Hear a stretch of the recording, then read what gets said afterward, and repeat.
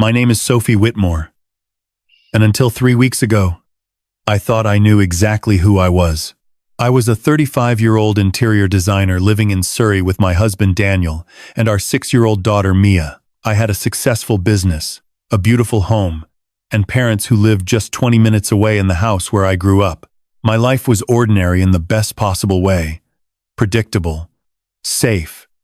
The kind of life people dream about when they are young and foolish enough to believe that happiness is something you can hold on to forever. The house I grew up in was a detached Victorian property on the outskirts of Guildford, with 4 bedrooms, a wraparound porch, and a garden that stretched back nearly half an acre.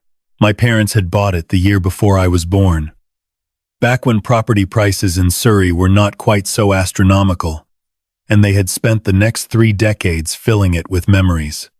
Birthday parties on the lawn, Christmas mornings by the fireplace, lazy summer afternoons reading beneath the old oak tree that my father had planted when I was 5.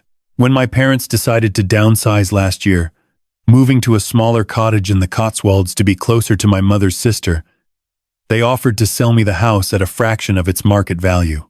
Daniel and I had been looking to move somewhere with more space for Mia, and the thought of raising my daughter in the same rooms where I had been raised felt like a gift I could not refuse. We moved in 3 months ago, and I immediately began making plans to renovate. The kitchen needed updating. The master bathroom was stuck somewhere in the 1980s, and the garden, which my father had let grow wild in his final years at the property, desperately needed attention. It was Daniel who suggested the koi pond. Mia would love it, he said one evening, scrolling through images on his tablet. We could put it near the back fence, where that old flower bed used to be. She could name all the fish. I smiled at the thought. Mia had been going through a phase of obsession with anything that swam, ever since her class had visited the London Aquarium on a school trip. She had been begging us for a pet fish for months, and a pond seemed like a reasonable compromise between her dreams of an underwater kingdom and our reluctance to fill the house with aquariums. "Let me call someone to take a look," I said. "See what it would cost." The landscaping company I hired was a local firm recommended by one of my clients. They sent a team of 3 men to assess the garden on a gray Tuesday morning in late October. The leader was a stocky fellow named Tom, with calloused hands and a no-nonsense attitude that I appreciated. "Should be straightforward," Tom said, walking the perimeter of the proposed site. "Ground's soft from all the rain we've had. We can start digging tomorrow if you like." I agreed, signed the paperwork, and thought nothing more of it. It was just a pond, just another home improvement project to add to the growing list. I had no idea that the ground beneath my childhood garden held secrets that would shatter everything I believed about my family. The next morning, I kissed Mia goodbye as Daniel drove her to school, then made myself a cup of tea and settled into the conservatory to work on some client proposals. Through the windows, I could see Tom and his crew unloading equipment from their van. Shovels, a small mechanical digger, wheelbarrows for the displaced earth. By midday, they had removed the overgrown shrubs and marked out the dimensions of the pond with spray paint on the grass. By 2 o'clock, the digger was churning through soil that had not been disturbed in decades. I was reviewing fabric samples when I heard the shouting. At first, I thought someone had been hurt. I rushed outside, my heart pounding, expecting to find one of the workers injured by the machinery. Instead, I found all 3 men standing at the edge of the excavation, staring down into the hole with expressions I could not quite read. "Mrs. Whitmore," Tom called out when he saw me approaching. His voice was strange, tight. "I think you need to see this." I walked across the lawn, my feet sinking slightly into the soft earth churned up by the digger. The October wind had picked up, carrying with it the smell of rain and turned soil. Tom stepped aside as I approached, and the other 2 workers moved back as well, as though whatever lay in that hole was something they did not want to be too close to. I reached the edge and looked down. For a moment, my brain refused to process what I was seeing. The excavation was perhaps a meter deep at this point, and the mechanical digger had scraped away the top layers of earth to reveal something that should not have been there. Something that made no sense. A stone. Rectangular. gray, with age, and streaked with dirt. A headstone. We stopped as soon as we hit it, Tom said, from somewhere behind me. Didn't want to damage anything. Thought it might be, historical. Sometimes these old properties have bits and pieces buried. Victorian gardens, that sort of thing. I barely heard him. I was staring at the stone, trying to read the words carved into its surface. The letters were worn but still legible, and as I traced them with my eyes, the world seemed to tilt beneath my feet. There was a name, a date, and both of them were impossible. Mrs. Whitmore? Tom's voice seemed to come from very far away. Are you all right? You've gone quite pale. I did not answer. I could not answer. I was too busy reading the inscription over and over again, hoping that somehow the words would change, that I had misread them, that this was all some terrible mistake. But the words remained the same. Asterisk. Lily Rose. Whitmore. Asterisk. Asterisk. Born 15th, March 1990. Asterisk. Asterisk. Died 15th, March 1990. Asterisk. Asterisk. Forever. In our hearts. Asterisk. 15th of March, 1990. That was my birthday. The same day, the same month, the same year, the same, and the surname was Whitmore. My surname, my family's name. I don't understand, I whispered, though I was not sure if I was speaking to Tom, or to myself, or to the cold stone slab staring up at me from the earth. This doesn't make any sense. Tom cleared his throat awkwardly. Like I said, could be historical. Lots of old families buried pets in the garden, or sometimes there were stillbirths that never got registered properly. Different times, Stillbirths. The word hit me like a physical blow. I thought of my parents.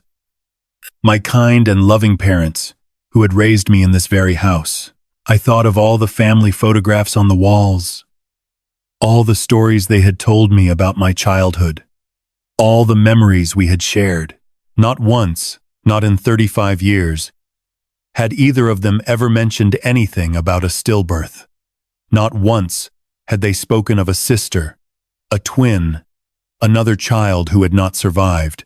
But here was proof, carved in stone and buried in the garden where I used to play as a child. Here was a grave with a name that sounded like an echo of my own. Lily Rose Whitmore. Sophie Rose Whitmore. We even shared a middle name.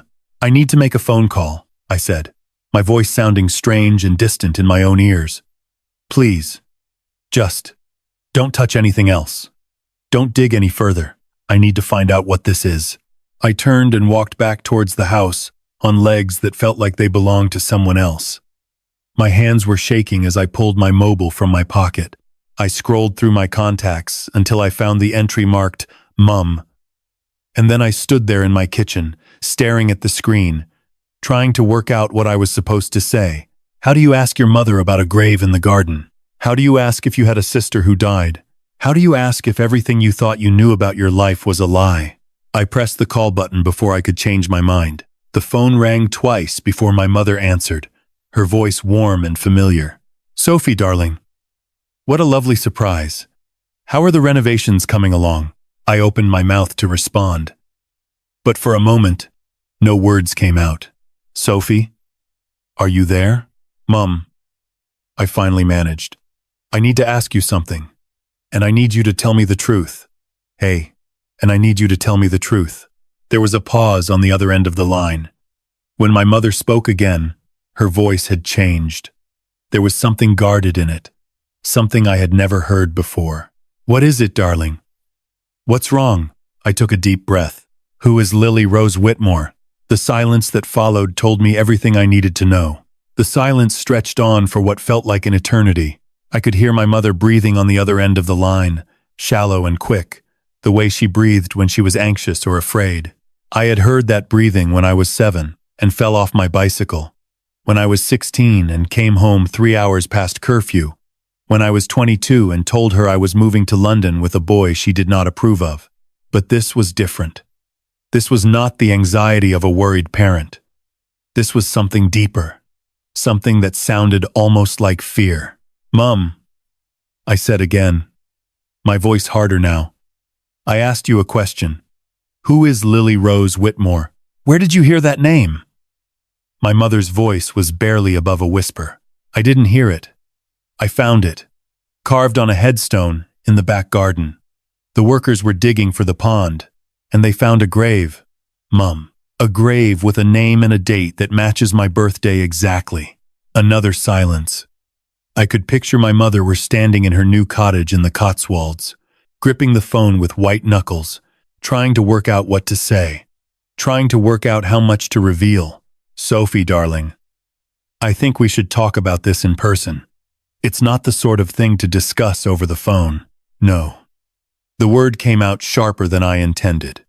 "I've just found a grave in my garden with a name that sounds like mine. I'm not waiting for you to drive 2 hours to have a conversation you should have had with me 35 years ago.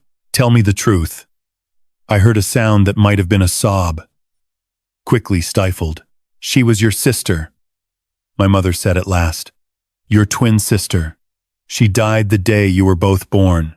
The kitchen seemed to spin around me. I reached out and gripped the edge of the counter to steady myself. A twin. I had a twin sister. A twin sister who had died.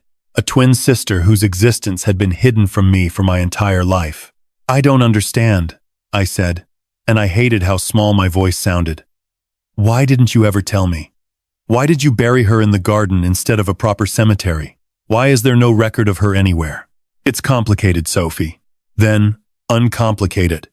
My mother sighed, a long and weary sound that seemed to carry the weight of decades. "The pregnancy was difficult," she began, her voice taking on the distant quality of someone reciting a story they had told themselves many times. "We knew early on that we were having twins, but there were complications. The doctors warned us that one of the babies might not survive. They were right." She paused, and I could hear her gathering herself before continuing. "Lily was born first. She was so small, Sophie, so fragile. She only lived for a few hours. The doctors did everything they could, but it wasn't enough. You came second. And you were healthy, strong, a miracle. They called you." I closed my eyes, trying to imagine it. My parents, young and hopeful, welcoming 2 daughters into the world, only to lose one of them before the day was over. "But why didn't you tell me?" I asked. "Why keep it a secret all these years?" "Because we couldn't bear to talk about it." My mother's voice cracked. "Every time we looked at you, we saw her too. The daughter we lost. We thought that if we never spoke of her, if we pretended she had never existed, the pain would fade. We thought we were protecting you, Sophie. We thought we were protecting ourselves. And the grave? Why is she buried in the garden? Your father and I. We weren't thinking clearly in those first days. We were devastated. We couldn't face the idea of leaving her in some cold cemetery, alone in the ground with strangers. So, we brought her home. We buried her in the garden, where we could always be close to her, where she would always be part of our family, even if no one else knew she existed. I wanted to believe her. Part of me desperately wanted to accept this explanation, to file it away as a tragic secret that my parents had kept out of grief and love and the best of intentions. But something didn't feel right. If Lily died the day she was born, I said slowly, why is the headstone so small? And why does the grave look so shallow? The workers had only dug about a meter down when they found it. My mother hesitated. Just for a second, but I caught it. Infant coffins are very small, darling. And the ground in Surrey is quite compact. I'm sure the depth is normal. She was lying. I didn't know how I knew. But I knew. After 35 years of being her daughter, I could hear the subtle shift in her voice, the way her words became just a little too careful, a little too rehearsed. Mum, I said quietly, What aren't you telling me? I've told you everything, Sophie. Lily was your twin. She died when you were born. We buried her in the garden. That's all there is. But as I stood in my kitchen, staring out the window at the 3 workers gathered around a hole in the earth, I knew with absolute certainty that my mother was wrong. That was not all there was, not even close. I ended the call without saying goodbye. My hands were trembling as I set the phone down on the counter, and for a long moment I simply stood there, trying to process what I had just learned. A twin sister. A secret grave. Parents who had hidden the truth from me for 35 years. It was too much. It was all too much. I walked back outside on unsteady legs. Tom and his crew were standing near their van, smoking cigarettes and speaking in low voices. They fell silent when they saw me approaching. "We've stopped work for now," Tom said, stubbing out his cigarette on the bottom of his boot. "Didn't feel right to keep digging, given what we found. Do you want us to call someone? The council, maybe? There are procedures for this sort of thing." I shook my head. "Not yet. I need to. I need to understand what this is first. Can you give me a few days?" Tom exchanged glances with his colleagues, then nodded. "Of course, Mrs. Whitmore. Take all the time you need. We'll hold off on the project until you give us the word." I thanked them and watched as they packed up their equipment and drove away. Then I walked back to the excavation site and stood at the edge, looking down at the headstone that had upended my entire understanding of my life. Lily Rose Whitmore, my sister, my twin, the daughter my parents had buried in secret and never spoken of again. I knelt at the edge of the hole and reached down, brushing dirt away from the stone with my fingertips. The granite was cold beneath my touch, weathered by decades of being hidden beneath the earth. I traced the carved letters of her name, trying to feel some connection to this person who had shared a womb with me, who had entered the world on the same day I did, who had died before she ever had a chance to live. But I felt nothing. No recognition. No grief. No sense of a missing piece, finally found. Just confusion. And doubt. My mother's story made sense on the surface. Twins born prematurely. One strong, one weak. The weaker one dying within hours. Parents too grief-stricken to bury their child in a public cemetery. A secret kept to protect everyone from pain. But something about it rang false. I thought about the things that didn't add up. The size of the headstone, which seemed too small even for an infant's grave. The shallow depth at which it had been buried. The complete absence of any documentation, any photographs, any evidence that Lily had ever existed beyond this single stone in the garden. And my mother's hesitation when I had asked about it. That tiny pause before she answered. That careful modulation in her voice. She was hiding something. I was certain of it. I stood up and brushed the dirt from my knees, then walked back into the house. Daniel would be picking Mia up from school in a few hours, and I needed to decide what to tell them. My daughter was too young to understand any of this, but Daniel deserved to know what was happening. He deserved to help me figure out what to do next. But first, I needed more information. I sat down at my laptop and began to search. I started with the obvious things. Birth records for March 1990 in Surrey. Death records for the same period. Any mention of twins named Whitmore, born at the local hospital. I found nothing. My own birth certificate came up easily enough. Sophie Rose Whitmore, born 15th of March 1990, at the Royal Surrey County Hospital in Guildford. Mother, Margaret Ann Whitmore. Father, Richard James Whitmore. But there was no corresponding certificate for Lily. No record of a twin birth. No death certificate for an infant who had lived for only a few hours.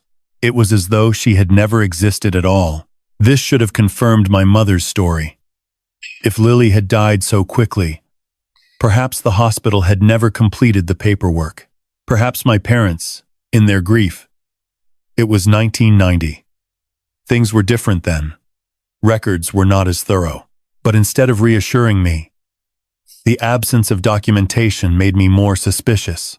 If Lily had truly been born and died at the hospital, There would be some record, some trace. Even in 1990, hospitals kept records of births and deaths. There would be medical notes. At the very least, unless the story my mother had told me was not the truth. I picked up my phone and called my father. He answered on the fourth ring, his voice gruff and slightly distracted. "Sophie? Everything all right? Dad, I need to ask you something important. It's about the grave in the garden." There was a sharp intake of breath. Then, silence. "Your mother called me," he said eventually. "She told me you found it. She told me what she said. And is it true? Was Lily my twin sister? Did she die the day we were born?" Another pause.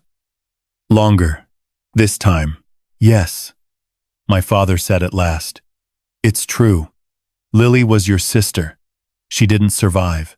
We buried her in the garden because we couldn't bear to let her go. Then why can't I find any record of her? No birth certificate. No death certificate. Nothing."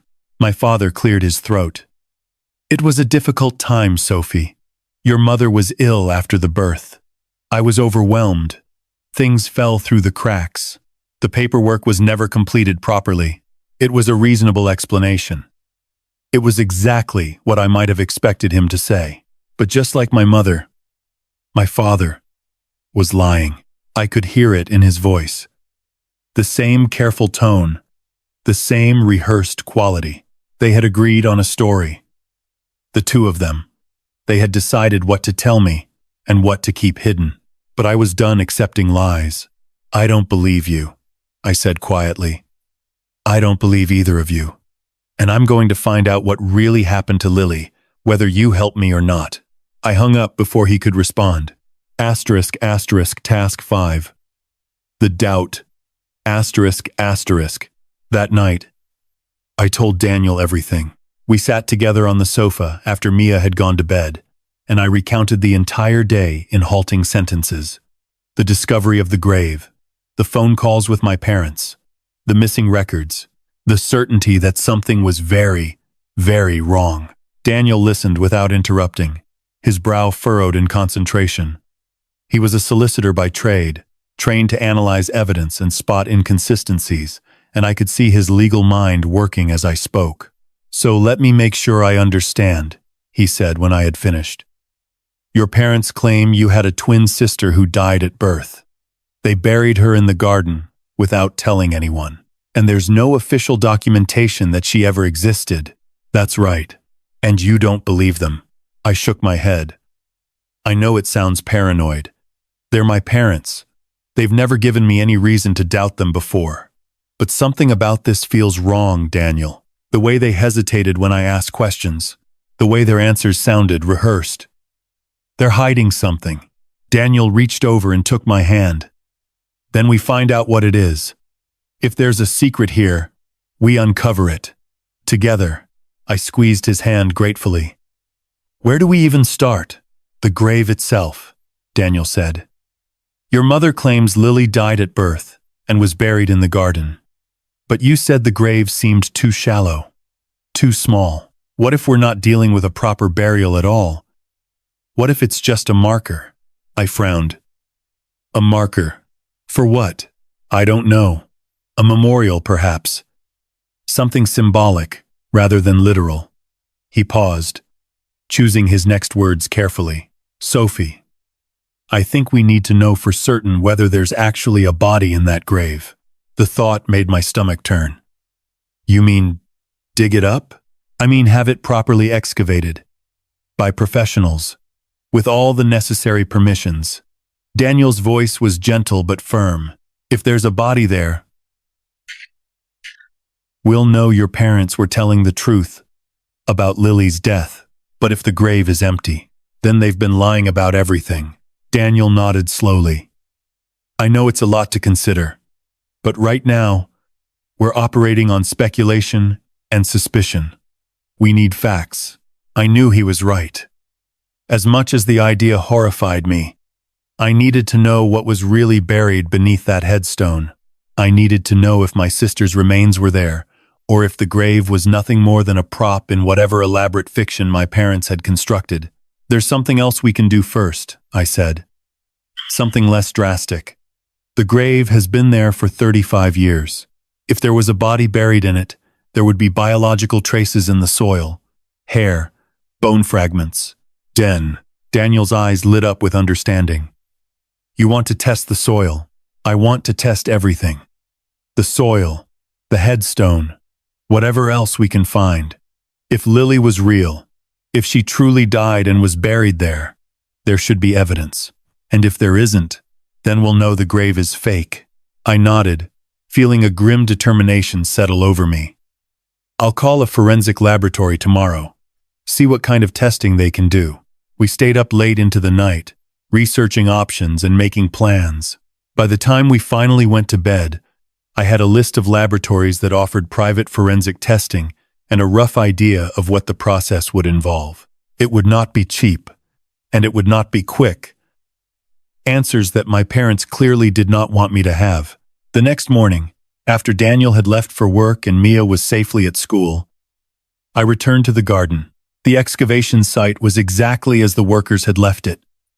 A jagged wound in the earth, with the headstone visible at the bottom. I stood at the edge and looked down at my sister's name, carved in stone and hidden for 3 decades. Or at least, what my parents claimed was my sister's name. I climbed carefully down into the hole, my boots squelching in the damp soil. Up close, the headstone looked even more weathered than I had initially thought. The edges were worn smooth, the letters slightly faded. It had clearly been there for a very long time, but something about it bothered me. I knelt down and examined the stone more closely. It was a simple design, the kind you might find in any cemetery. Gray granite, with a rounded top. The inscription was straightforward. Name, dates, a brief sentiment. Forever in our hearts. It was the sort of thing grieving parents might choose for a child who had died too young. Unremarkable. Generic. Too generic. I ran my fingers along the carved letters, feeling the grooves beneath my touch. The stonework was competent, but not professional. The letters were slightly uneven, the spacing a bit irregular. This was not a headstone that had been ordered from a memorial company. This was something homemade. Something crafted in haste, perhaps, by someone who did not want to involve outsiders. By someone who did not want any record of this grave to exist. I pulled out my phone and took photographs from every angle. Then I used a small trowel I had brought from the garden shed to collect soil samples from around the base of the headstone, sealing each one in a plastic bag and labeling it carefully. If there had ever been a body buried here, the soil would tell me. And if there hadn't, well, then my parents had some very serious explaining to do. It took 3 weeks to get the results. 3 weeks of jumping every time my phone rang. 3 weeks of lying awake at night, staring at the ceiling, wondering what I would do if my suspicions were confirmed. 3 weeks of avoiding my parents' calls and making excuses when they asked to visit. I could not face them. Not yet. Not until I knew the truth. During those weeks, I tried to carry on as normal. I took Mia to school and picked her up again. I worked on client projects and attended meetings. I cooked dinner and helped with homework and read bedtime stories about princesses and dragons and happy endings. But underneath it all, the doubt festered like an infected wound. Daniel was my anchor. Every evening, after Mia was asleep, we would sit together and talk through everything we knew, everything we suspected, everything we feared. He helped me stay grounded when the uncertainty threatened to overwhelm me. He reminded me that whatever the truth turned out to be, we would face it together. "The results will come," he said one night, as I paced the living room for the 100th time. "And when they do, we'll deal with whatever they tell us. But until then, you're going to drive yourself mad with speculation." He was right, of course. But knowing that did not make the waiting any easier.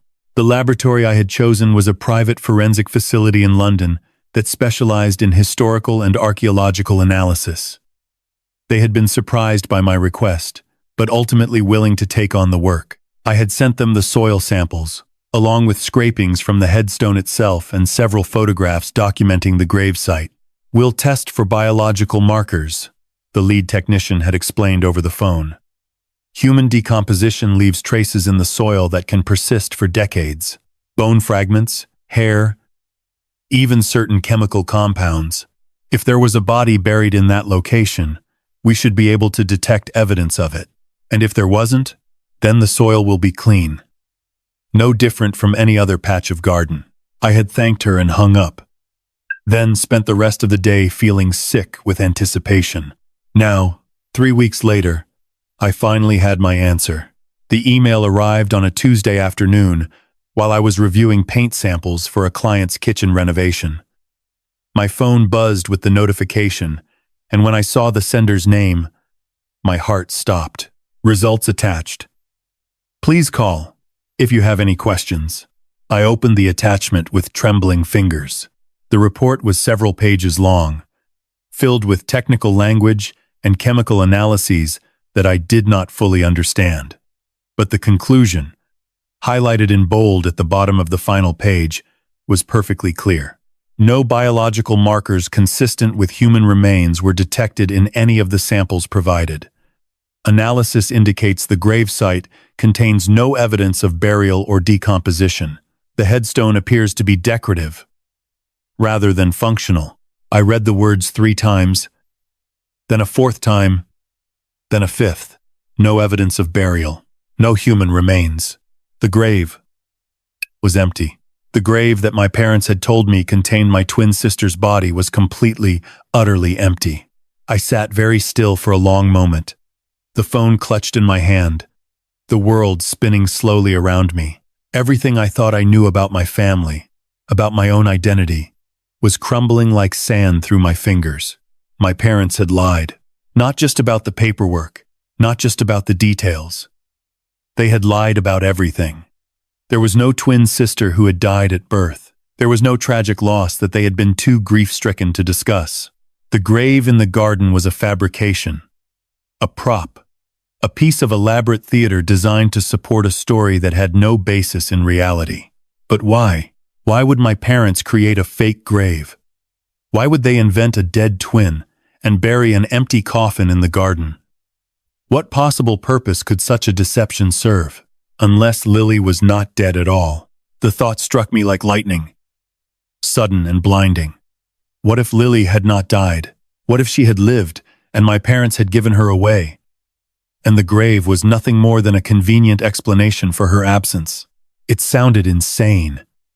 It sounded like something from a television drama, not real life. But it was the only explanation that made any sense. I picked up my phone and called Daniel. The results came back. I said, my voice barely above a whisper.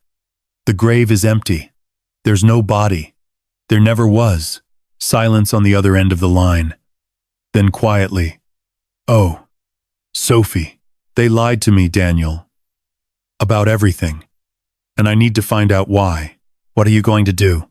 I looked out the window at the garden, at the hole in the earth where my supposed sister was supposed to be buried, at the headstone that marked nothing but deception. "I'm going to find Lily," I said.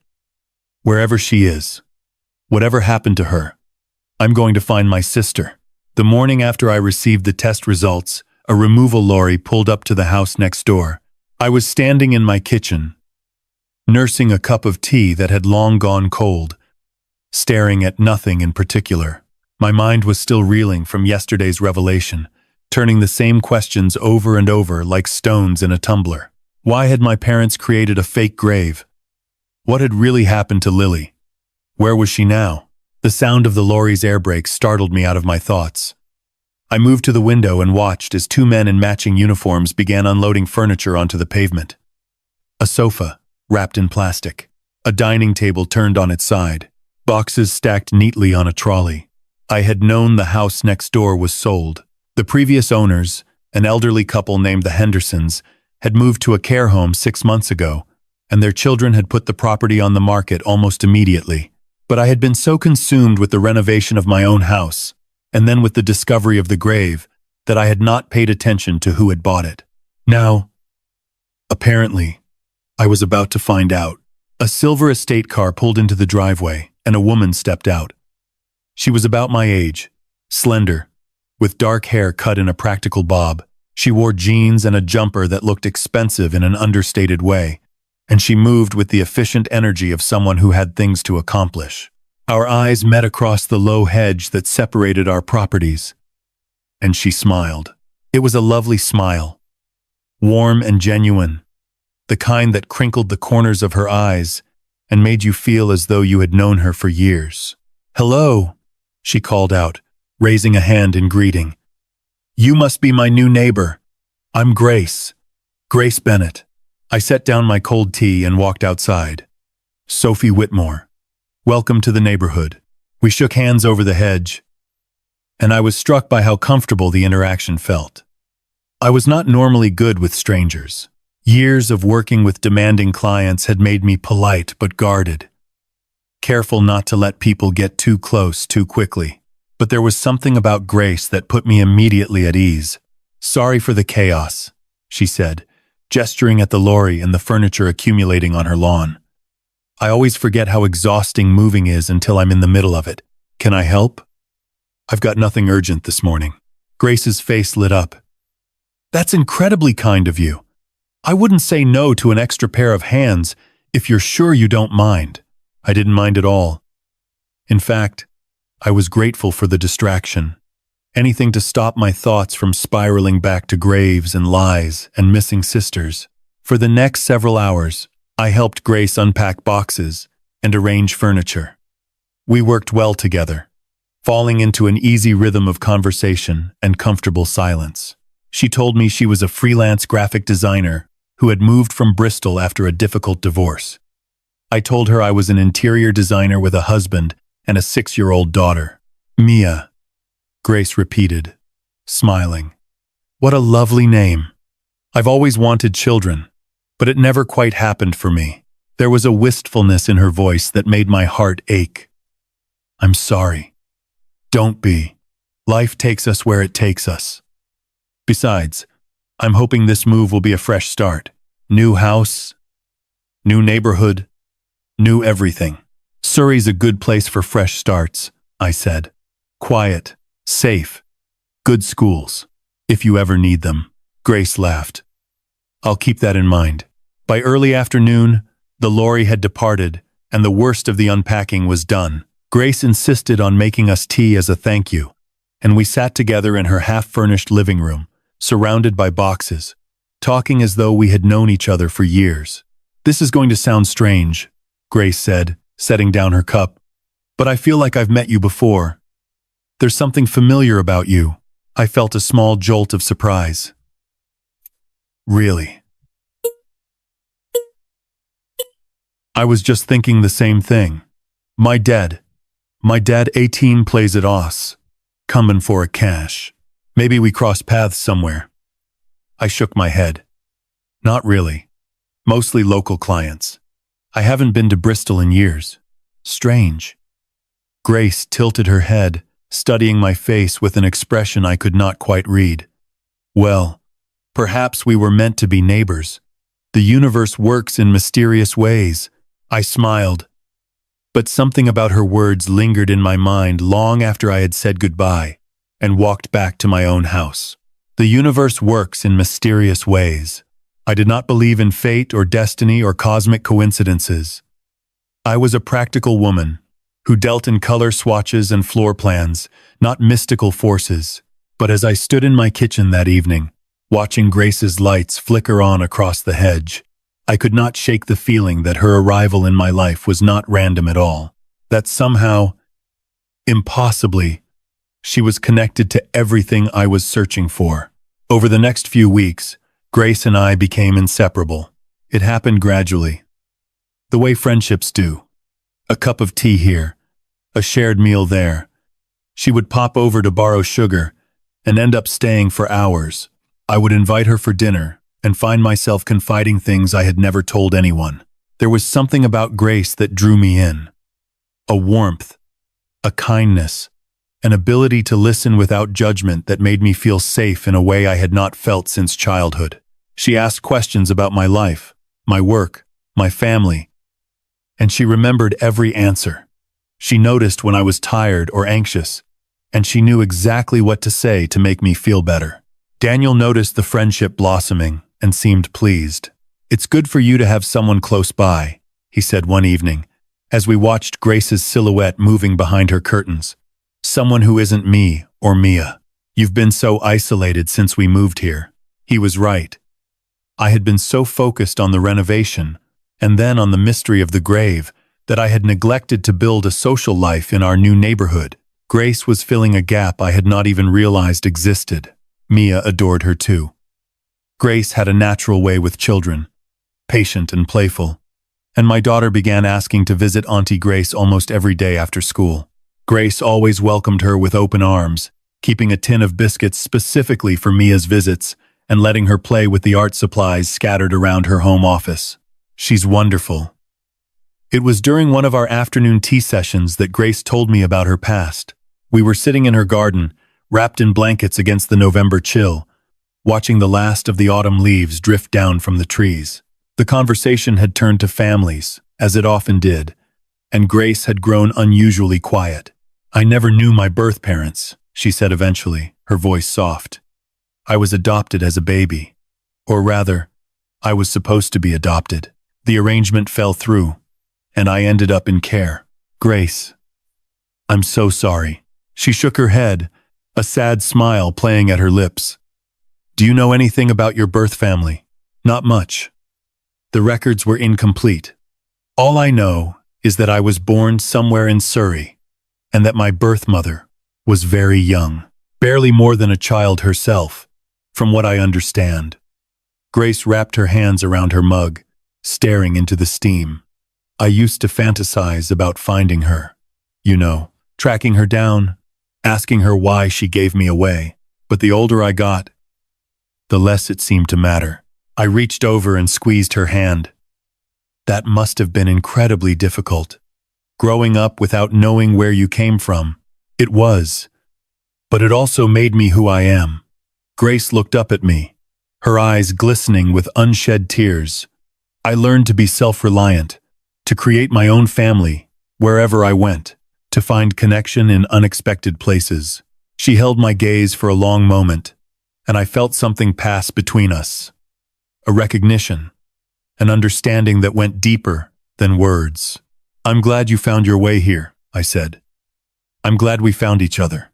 Grace smiled, but there was something in her expression that I could not quite read. A flicker of something hidden beneath the warmth. "So am I, Sophie. More than you know." Later that night, as I was getting ready for bed, I found myself thinking about what Grace had said. Born in Surrey, given up as a baby, records incomplete.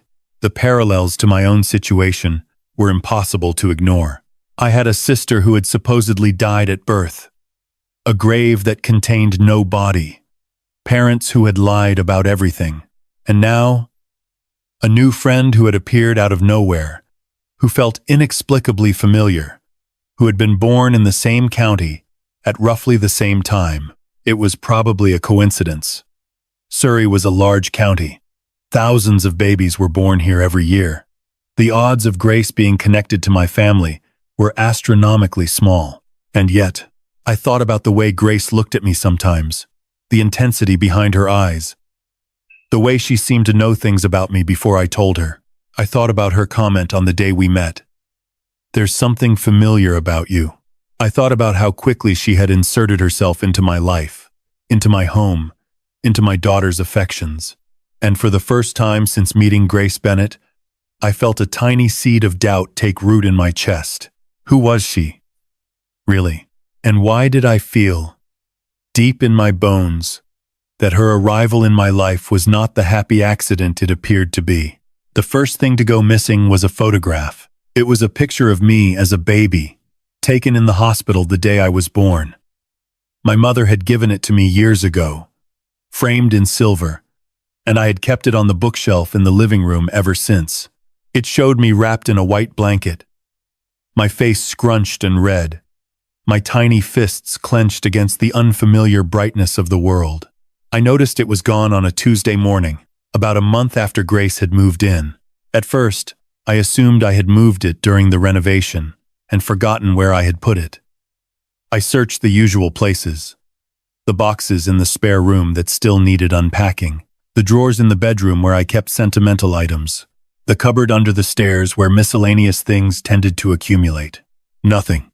"Have you seen my baby photo?" I asked Daniel that evening. "The one in the silver frame?"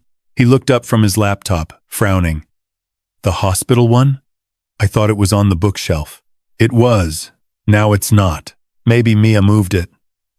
"You know how she likes to rearrange things?" I asked Mia.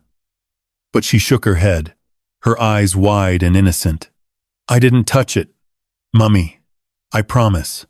"Mummy," I told myself it would turn up. Things always did. We had been living in chaos for months, boxes everywhere, furniture being shifted from room to room. It was easy to misplace things in circumstances like that. But the photograph did not turn up. And over the following weeks, other things began to disappear as well. A bracelet my grandmother had left me. A notebook where I kept ideas for design projects. A small ceramic bird that Mia had made for me at school.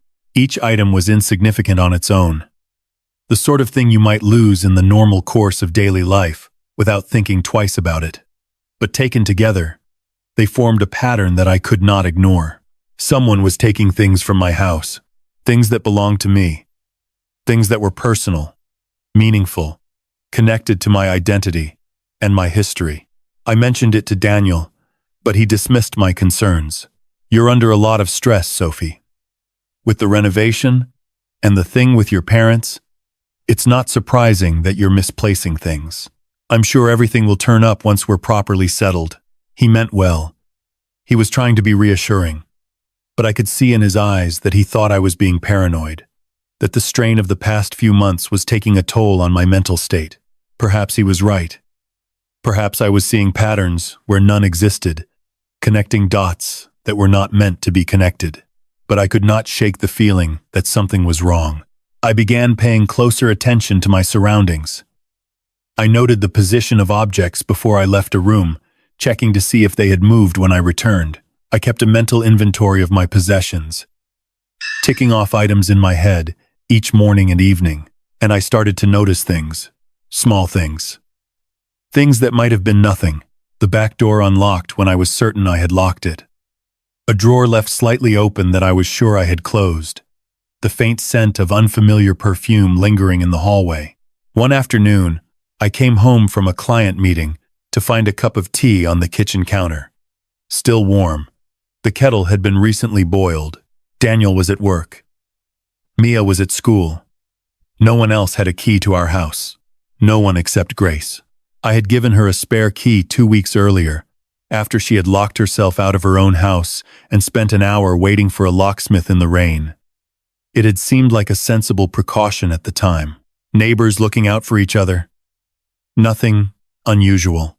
But now, standing in my kitchen, staring at that cup of tea, I felt the first real stirrings of fear. I walked to the window and looked out at Grace's house. The curtains were drawn, as they often were when she was working.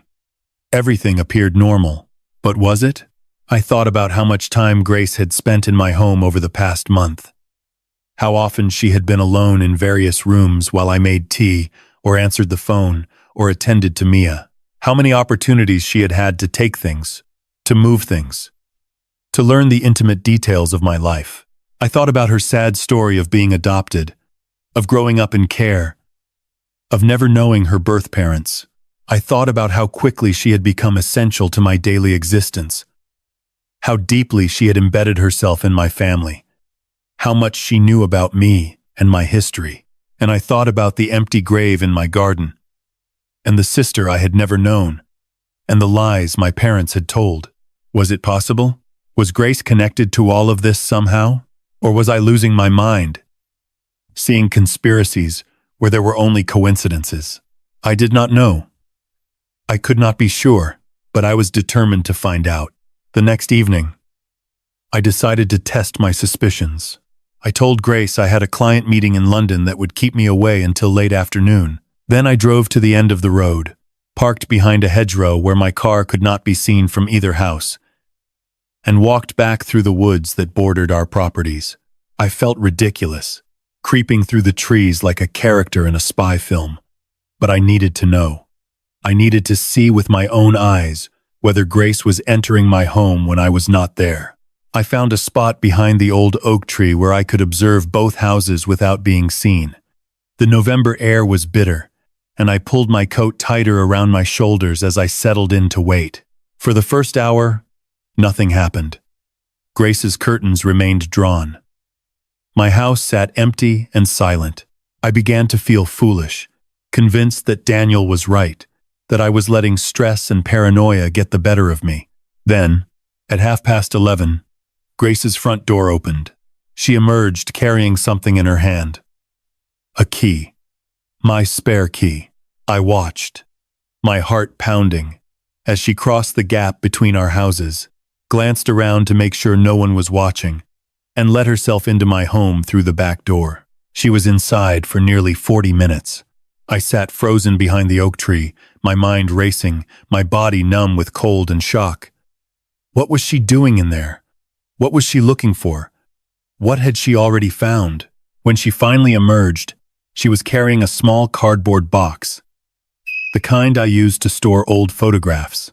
She tucked it under her arm, locked my door behind her, and hurried back to her own house without looking back. I waited until she was safely inside before I moved. My legs were stiff from sitting in the cold, and my hands were shaking as I made my way back to my car. I drove home in a daze, my thoughts tumbling over each other in a cascade of confusion and betrayal. Grace had been stealing from me. Not valuables, not money, but photographs, memories, pieces of my past. Why? I parked in the driveway and sat for a moment, trying to compose myself. Then I went inside and headed straight for the cupboard where I kept my boxes of old photographs. The box Grace had taken was from the bottom shelf. I knew immediately which one it was because I had looked through it just last week, searching for pictures of my parents' garden that might help me understand when the grave had been dug. It was a box of family photographs from the 1990s, my first years of life. Birthday parties and holidays, and ordinary days that my parents had captured on film. I pulled out the remaining boxes and spread their contents across the living room floor. Hundreds of photographs, spanning decades, documenting every stage of my life, from infancy to adulthood. And that was when I noticed. Photographs were missing. Not random ones, but specific ones. Every single picture that showed me as a newborn baby had been removed.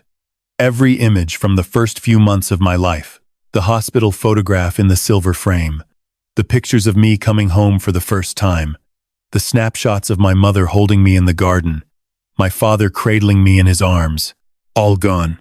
I sat back on my heels, my mind reeling. Why would Grace take photographs of me as a baby? What possible interest could she have in pictures from 35 years ago? Unless she was not interested in me at all. Unless she was looking for evidence of someone else. The thought struck me like a physical blow. What if Grace was not stealing pictures of me? What if she was stealing pictures that might reveal the existence of another baby? A twin who had supposedly died at birth, but whose grave contained no body?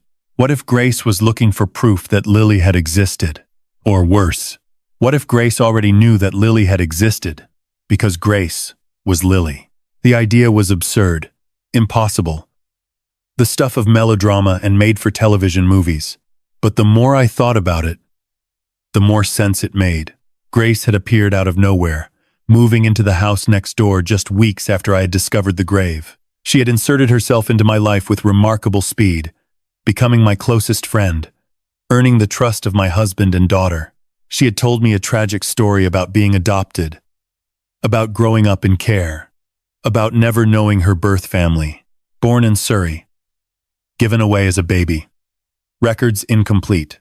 Just like Lily, I thought about the way Grace looked at me sometimes, the intensity in her gaze, the familiarity that I had felt from the very first moment we met. I thought about her comment that day in her garden. "I'm glad we found each other. More than you know." and I thought about the photographs she had stolen. The evidence she had removed from my home. Evidence that might prove we shared the same face, the same birthday, the same parents. I needed to know for certain.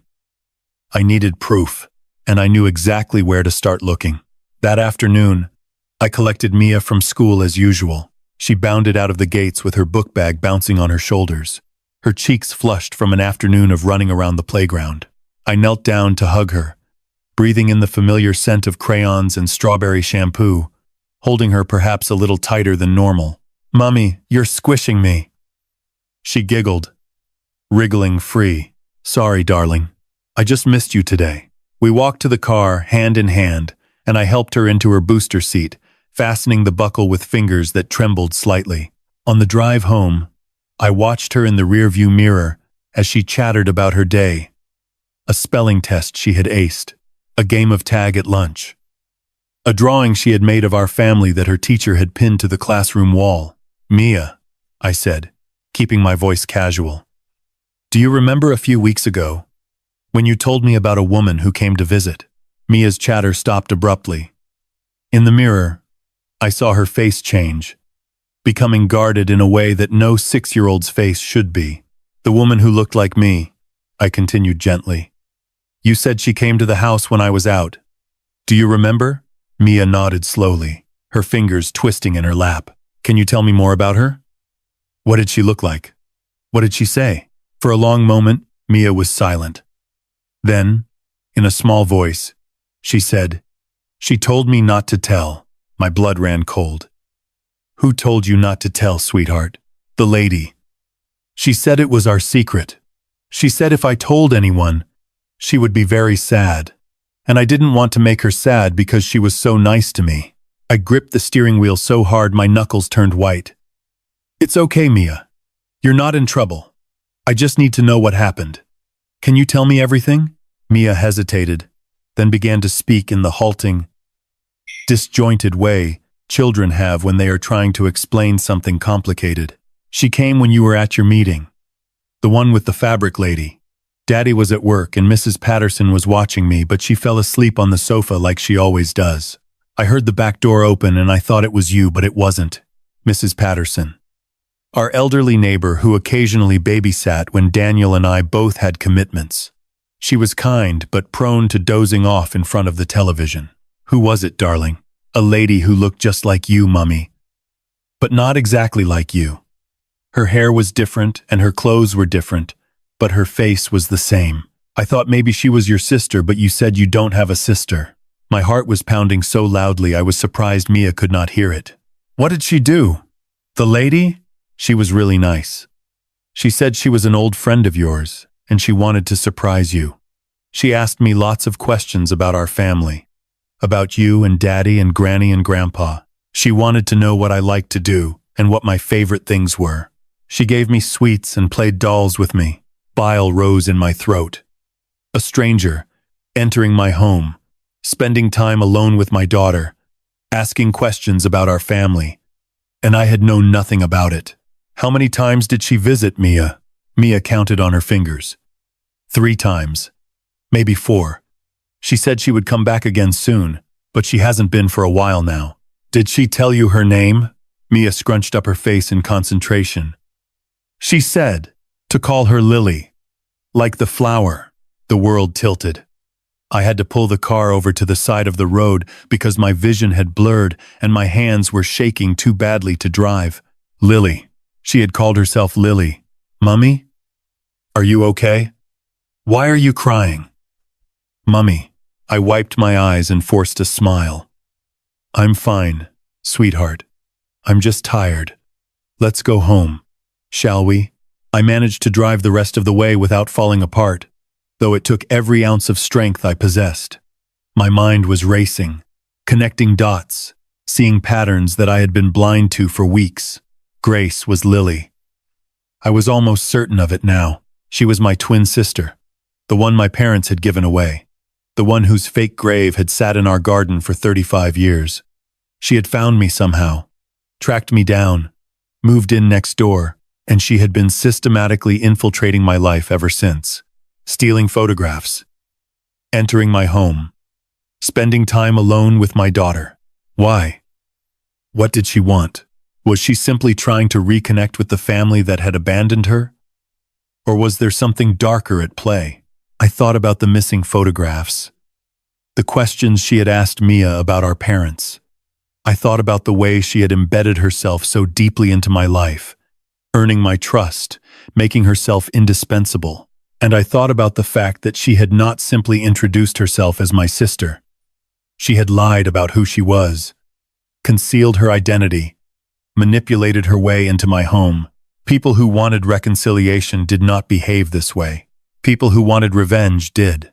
That night, after Mia was asleep, I told Daniel everything. He listened in stunned silence as I laid out the evidence. The empty grave, the missing photographs, Grace's too convenient arrival, the visits to our daughter under a false name. By the time I finished, his face had gone pale. "You're saying Grace is your twin sister," he said slowly. "I know how it sounds, but it's the only explanation that makes sense." Daniel ran a hand through his hair, a gesture he made when he was processing something difficult. "And you think she's been, what, spying on us? Gathering information about our family?" "I think she's been doing a lot more than that. She's been in our house, Daniel. Multiple times. She's been alone with our daughter. She's been stealing photographs and God knows what else." I took a shaky breath, and I think she has a reason for all of it. I just don't know what it is yet. "We should go to the police." I shook my head. "And tell them what? That my new neighbor might be my long-lost twin sister? That she's been borrowing my key to look at old photographs? They'll think I'm mad." "Then what do you suggest?" "I need to find proof. Real proof that Grace is Lily. And I need to understand why she's doing this. What she wants. What she's planning." I looked at Daniel, willing him to understand. "I need to search my parents' house. There must be records there, documents, something that explains what really happened 35 years ago." Daniel was quiet for a long moment. Then he nodded. "Your parents are still in the Cotswolds?" "Yes. They won't be back until Christmas at the earliest. Then we go this weekend. I'll take Mia to my mother's for the day. You can search the cottage without anyone knowing." I felt a surge of gratitude for this man who had stood beside me through every twist and turn of this nightmare. "Thank you." "Don't thank me yet. Let's find out what we're actually dealing with first." That Saturday, I drove to my parents' cottage in the Cotswolds, while Daniel took Mia to visit his mother in Hampshire. The journey took nearly 2 hours, and I spent every minute of it rehearsing what I would say if my parents came home unexpectedly. They did not. The cottage was dark and empty when I arrived, just as I had hoped. I let myself in with the spare key they kept hidden beneath a flower pot by the back door and stood for a moment in the silent hallway, breathing in the familiar scent of lavender and furniture polish. This was the home of my childhood, reduced and relocated, the same armchair where my father read his newspapers, the same photographs on the walls, documenting a family history that I now knew was built on lies. I began my search in the study, where my father kept his important documents. Filing cabinets lined one wall, each drawer meticulously labeled in his precise handwriting. Tax returns, insurance policies, property deeds, medical records. I pulled out the drawer marked family and began to sift through its contents. Most of it was unremarkable. Birth certificates, mine and my parents', marriage certificate, my parents' wills, naming me as sole beneficiary, school reports from my childhood, kept for sentimental reasons. But at the very back of the drawer, hidden behind a stack of old utility bills, I found a manila envelope that had been sealed with tape. My hands trembled as I opened it. Inside were documents I had never seen before. Official-looking papers with stamps and signatures. Legal forms filled out in my father's handwriting. Adoption papers. Not for me. For someone else. I scanned the documents, my eyes struggling to process what I was reading. A private adoption, arranged through a solicitor in London. A baby girl. Born 15th of March 1990, at the Royal Surrey County Hospital. given up by her birth parents just 3 days after birth. Given up. Not died. Not buried in the garden. Given up. The receiving family was listed as Harrison. Robert and Catherine Harrison, of Bristol. They had adopted a baby girl and named her Lily, the same name that had been carved on the headstone in my garden. My parents had not buried my twin sister. They had given her away to strangers. And then they had created a fake grave to explain her absence. But why? I kept searching, and near the bottom of the envelope I found a letter, handwritten, dated 1990, addressed to my parents. It was from my father's solicitor, confirming that the arrangement has been completed as discussed and advising them to destroy all records to protect your privacy. The letter mentioned a sum of money, £5,000, paid by the Harrisons to cover expenses. My parents had sold my sister. They had sold her for £5,000. I sat on the floor of my father's study, surrounded by documents that proved everything I had suspected, and I wept. For Lily, who had been given away like an unwanted possession, for myself, who had grown up believing she was an only child, and for the family I thought I knew, which had never really existed at all. I spent another hour searching the cottage, desperate for more answers. The adoption papers had confirmed that Lily had been given to a family called Harrison in Bristol. But 35 years had passed since then. A lot could change in 35 years. People moved, remarried, died. The trail could have gone cold decades ago. In the bottom drawer of my father's desk, beneath stacks of old receipts and expired warranties, I found a second envelope. Inside was a single sheet of newspaper, yellowed with age, folded neatly into quarters. I unfolded it carefully, afraid it might crumble in my hands. It was a clipping from the Bristol Evening Post, dated October 1995.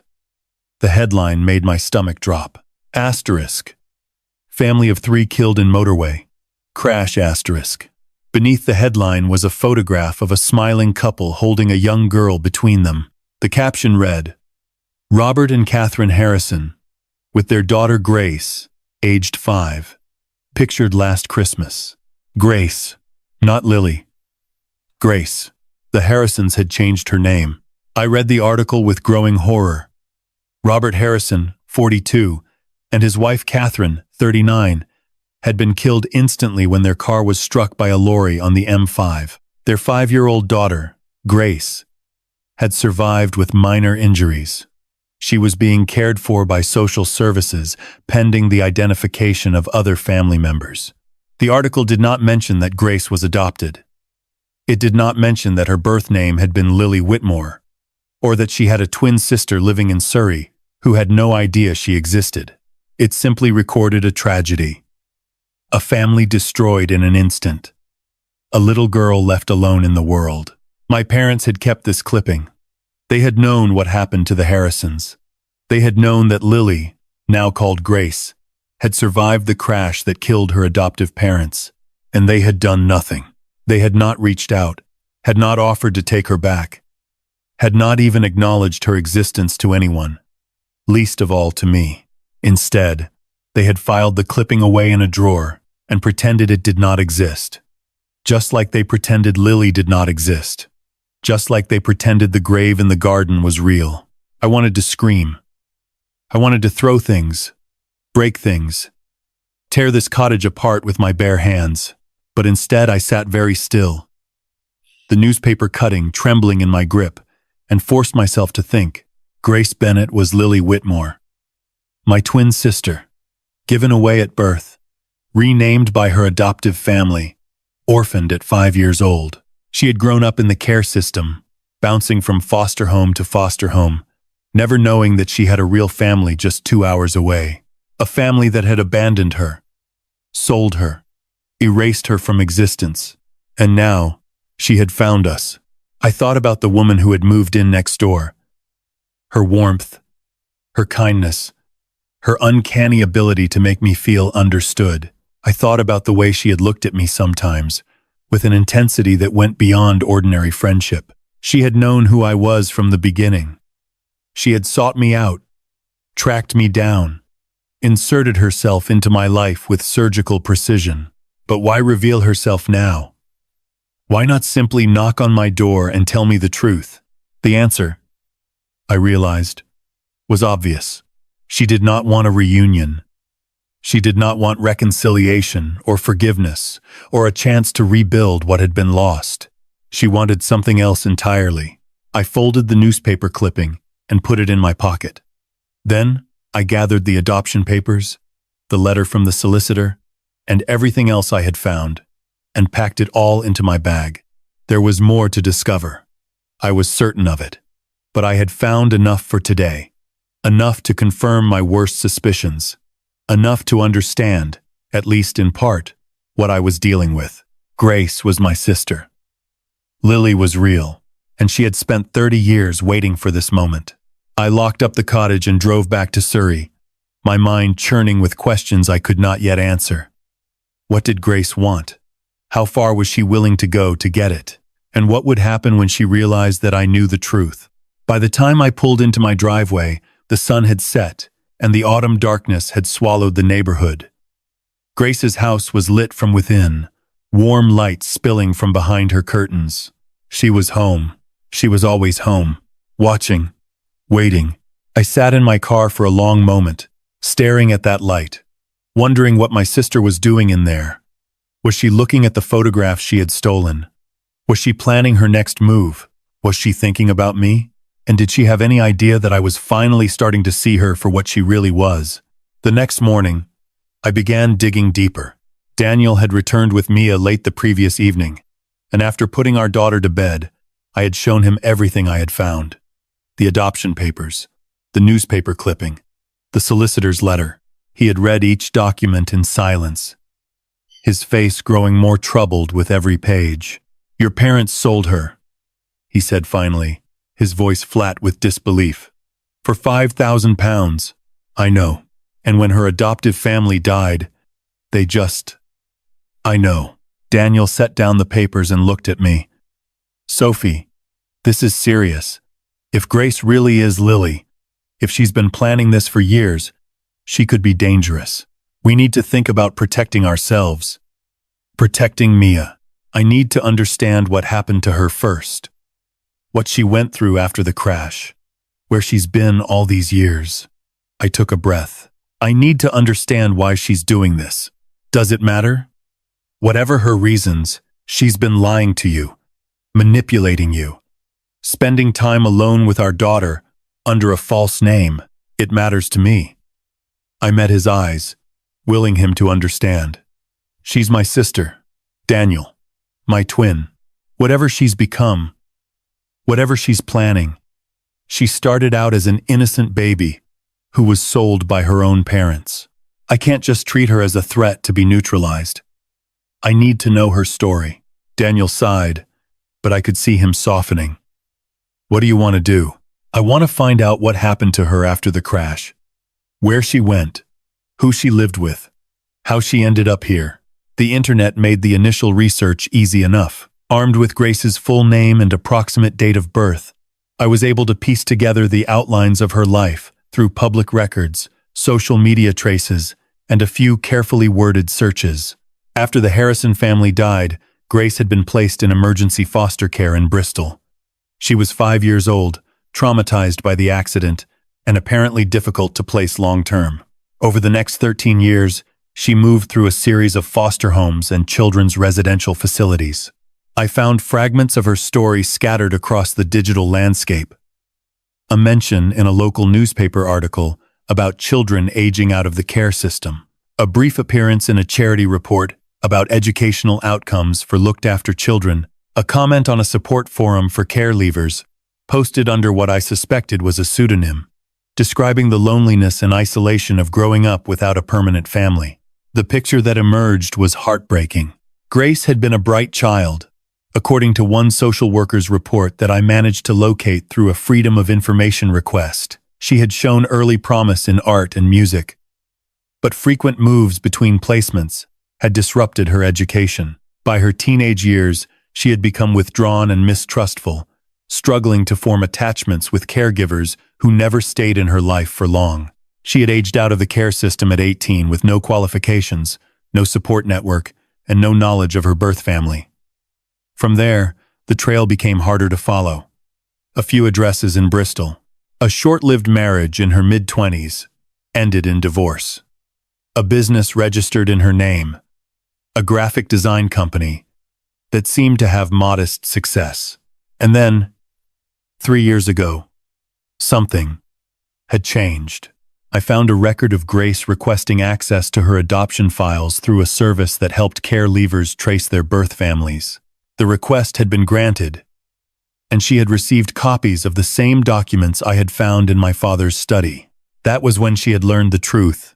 That was when she had discovered that her birth name was Lily Whitmore, that she had been sold by her parents for £5,000, that she had a twin sister named Sophie, who had grown up in comfort and security while Lily was passed from stranger to stranger like an unwanted parcel. I sat back from my laptop, my eyes burning from hours of staring at the screen. I understood now. I understood the depth of her anger, the intensity of her pain. For 30 years, Grace had believed she was simply unlucky, an orphan with no one to blame for her circumstances but fate. And then she had discovered that her suffering was not random at all. It had been chosen, deliberately inflicted by parents who had decided she was worth less than her sister. How would I have felt in her place? Probably the same way she felt now. But understanding her pain did not mean I could ignore the threat she posed. Grace had been watching me for 3 years, planning her approach, waiting for the perfect moment to insert herself into my life. She had lied, stolen, and manipulated her way into my home and my family's trust. Whatever she wanted, it was not simply to reconnect with the sister she had never known. It was something darker than that, and I was running out of time to figure out what it was. The proof I needed came 3 days later. I had been watching Grace more carefully since my discoveries, studying her from a distance while pretending that nothing had changed. It was exhausting, maintaining the facade of friendship while suspicion burned in my chest. Every smile felt like a lie. Every conversation felt like a trap. But I needed to be certain. I needed physical proof that Grace Bennett was Lily Whitmore, my twin sister, the baby my parents had sold 35 years ago. The opportunity came on a Wednesday afternoon. Grace had invited me over for tea, as she often did. I accepted, as I always did, though this time I had an ulterior motive. I needed to see her body. Specifically, I needed to see her left wrist. I have a birthmark on my left wrist. A small, irregular patch of darker skin, roughly the shape of a crescent moon. My mother used to call it my lucky charm, kissing it every night before bed when I was small. It was one of those quirks of biology that seemed insignificant, but was actually quite rare. Identical twins, I had learned from my research, often shared the same birthmarks in the same locations. If Grace had the same mark, it would prove beyond any doubt that we were sisters. "You look tired," Grace said as she poured the tea. "Is everything all right?" I forced a smile. "Just busy with work. You know how it is. You work too hard. You should take a holiday. Get away from everything for a while. 2-0 or 1. 2-0 or 1. Maybe after Christmas," I said, watching her hands as she passed me a cup. Her sleeves were long, covering her wrists completely, as they always did. Had she been hiding the birthmark deliberately? Or was I reading too much into ordinary clothing choices? We made small talk for a while, discussing the weather, the neighbors, Mia's latest achievements at school. She was so good at this, I thought, so skilled at pretending to be interested, at making people feel valued and understood. Had any of it been real? Or had everything, from our very first conversation, been part of her plan? I waited for my moment. It came when Grace stood to refill the teapot. As she reached for the kettle, her sleeve rode up slightly, exposing a few centimeters of bare skin. "Oh, you've got something on your wrist," I said casually. "Looks like ink. Here, let me see." Before she could react, I reached out and pushed her sleeve up further. And there it was, a birthmark. Small, irregular, roughly the shape of a crescent moon, in exactly the same location as mine. For a moment, neither of us moved. Grace stood frozen, her arm extended, her wrist exposed. I stared at the mark, my heart pounding so loudly I could hear it in my ears. Then Grace pulled her arm away. "Sophie," she said quietly. "What are you doing?" I looked up at her face. The warmth was gone from her eyes. In its place was something cold and calculating, something that had been hidden beneath the surface all along. "I know who you are," I said.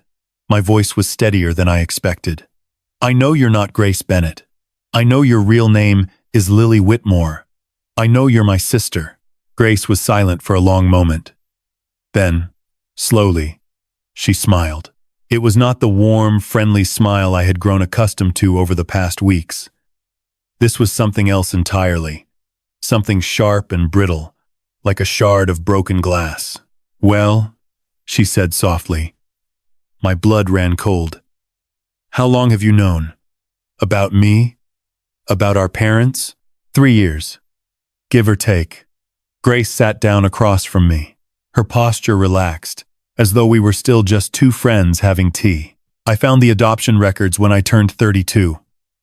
Birthday present to myself, you might say.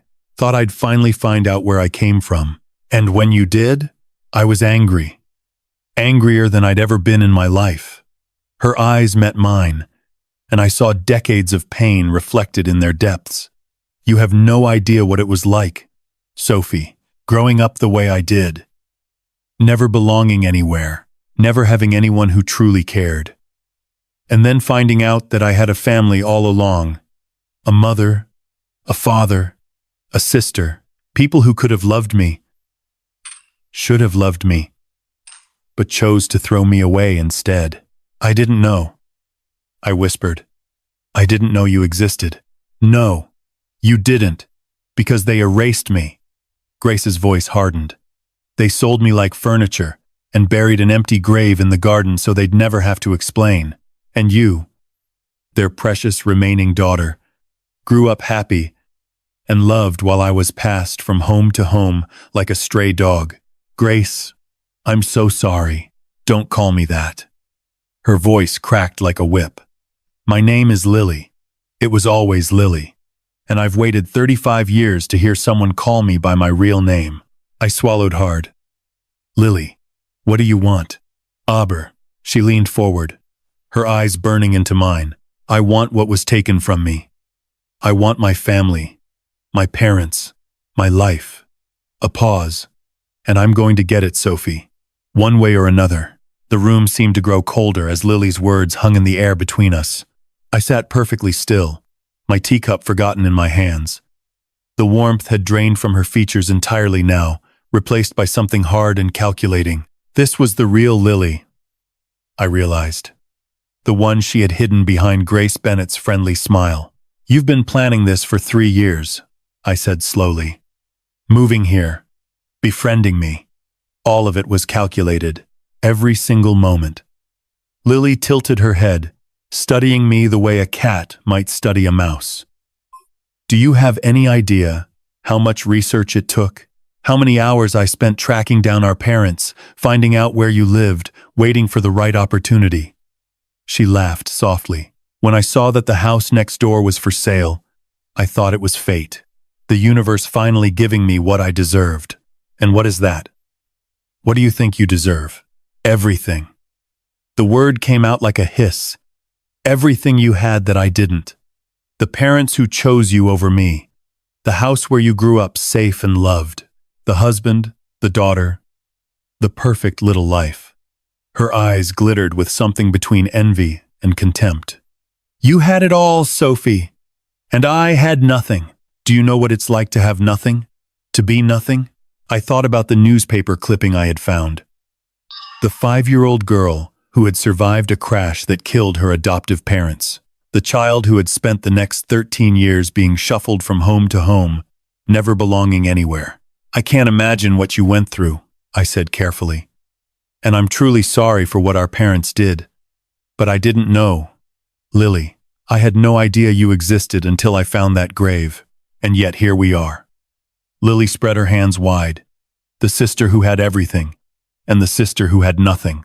Face to face, at last. What happens now? Lily was quiet for a moment, her expression unreadable. Then she stood and walked to the window, her back to me. I used to have such fantasies about this moment, she said softly. When I first found out about you, I dreamed of walking up to your front door and introducing myself.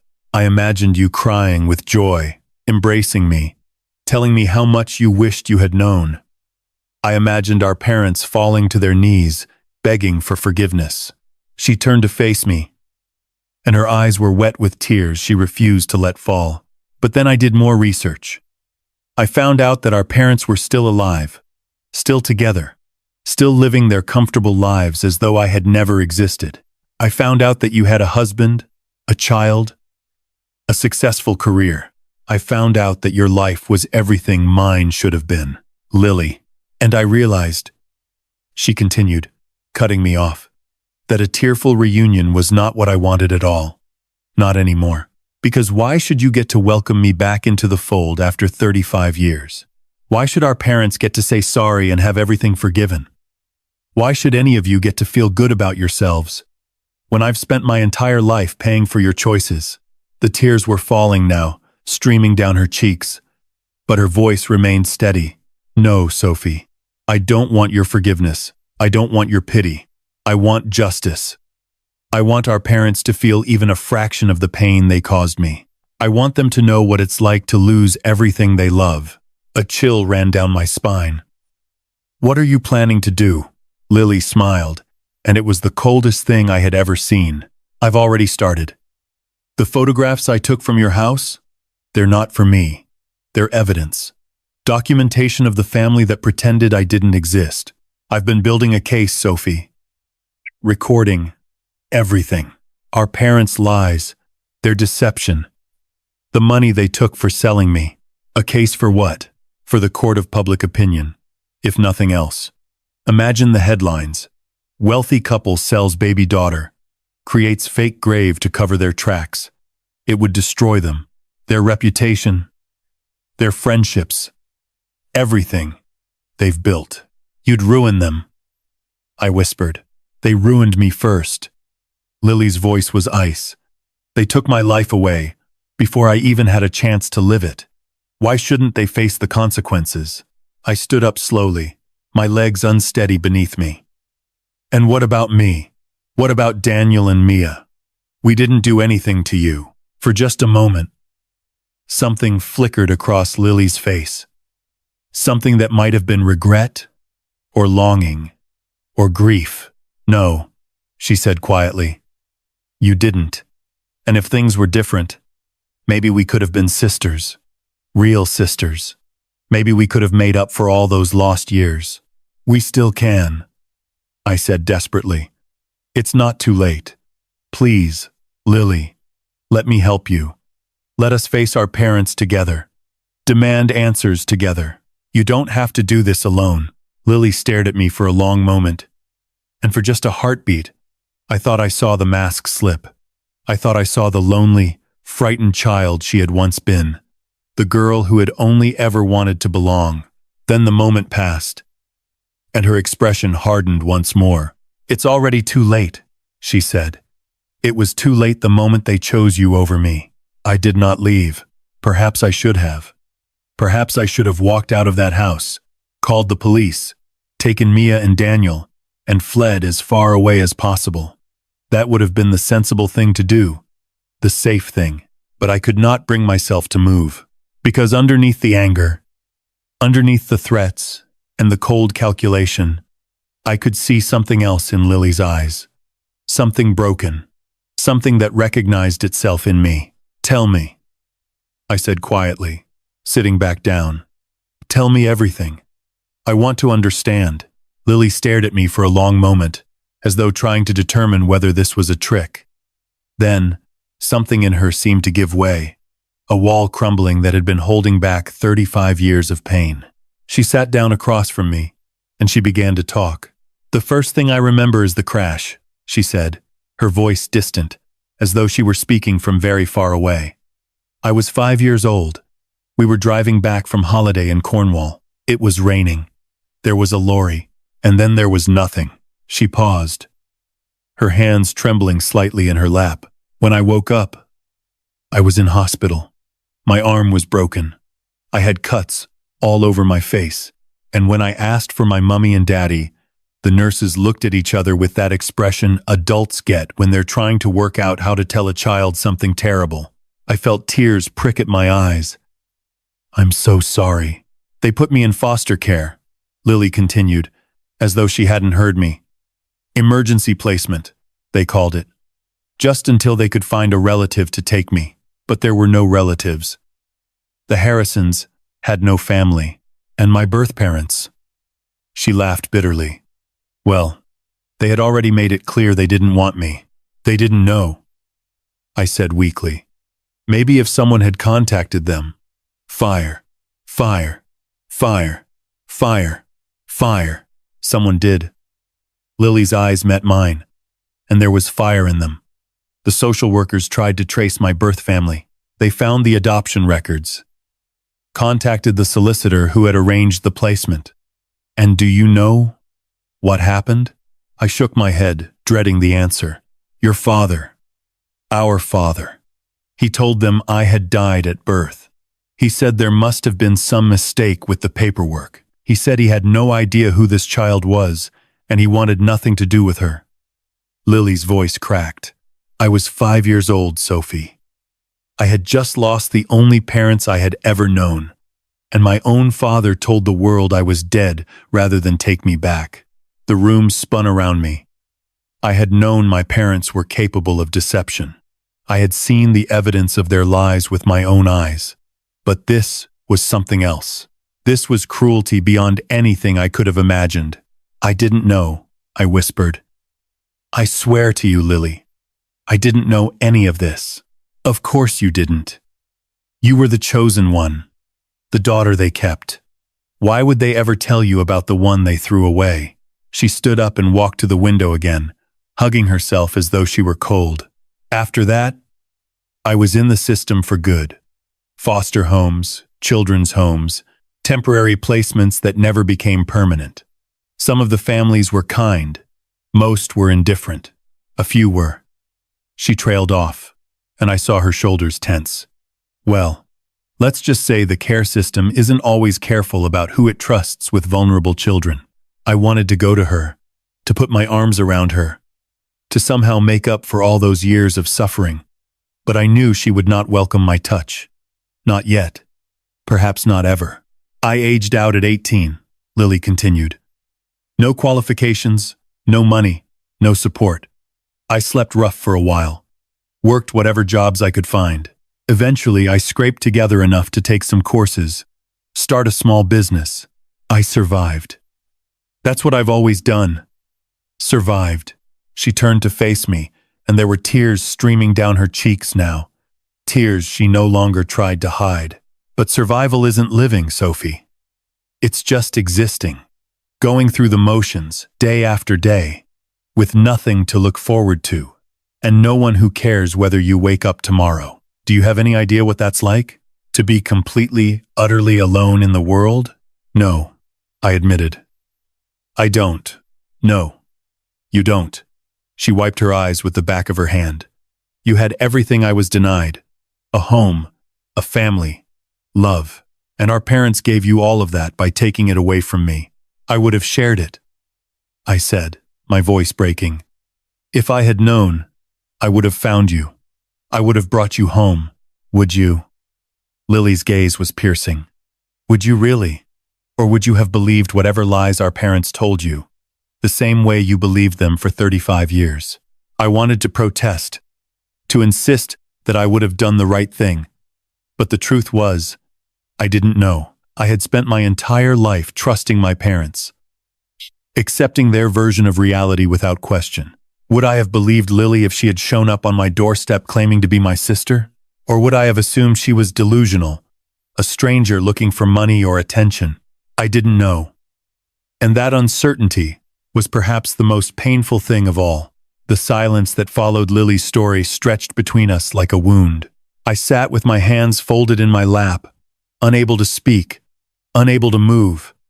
Everything I thought I knew about my life, my family, my own identity had been torn apart and reassembled into something unrecognizable. I was not the only daughter of loving parents.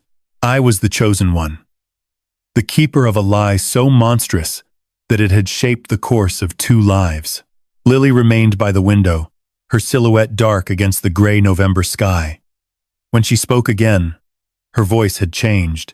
The raw emotion had receded, replaced by something colder, something more controlled.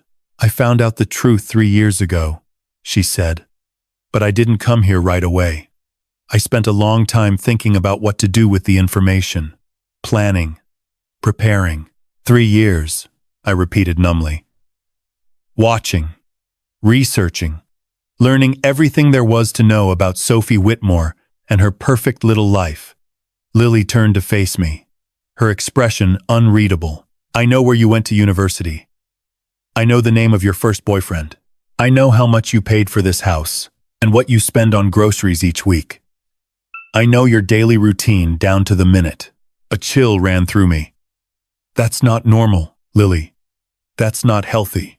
Perhaps not, but it was necessary. She walked back to her chair and sat down, crossing her legs with elegant precision. "You see, I needed to understand you before I could decide what to do. I needed to know whether you were complicit in what our parents did, or whether you were as much a victim as I was." "And what did you conclude?" "That you were innocent. Ignorant, but innocent." A flicker of something that might have been regret crossed her face. "That made things more complicated. It would have been easier if you had known. If you had been part of the conspiracy, then I wouldn't have had to feel guilty about what I was planning to do." My mouth went dry. "What were you planning to do?" Lily smiled, but there was no warmth in it. "I told you. I want justice. I want our parents to suffer the way I suffered, and I was prepared to destroy everything they loved to make that happen, including me, if necessary."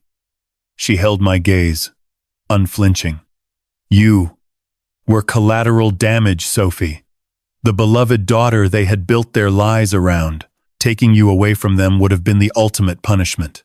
The words hit me like a physical blow. "Taking me away? What does that mean?" "It means I considered many options."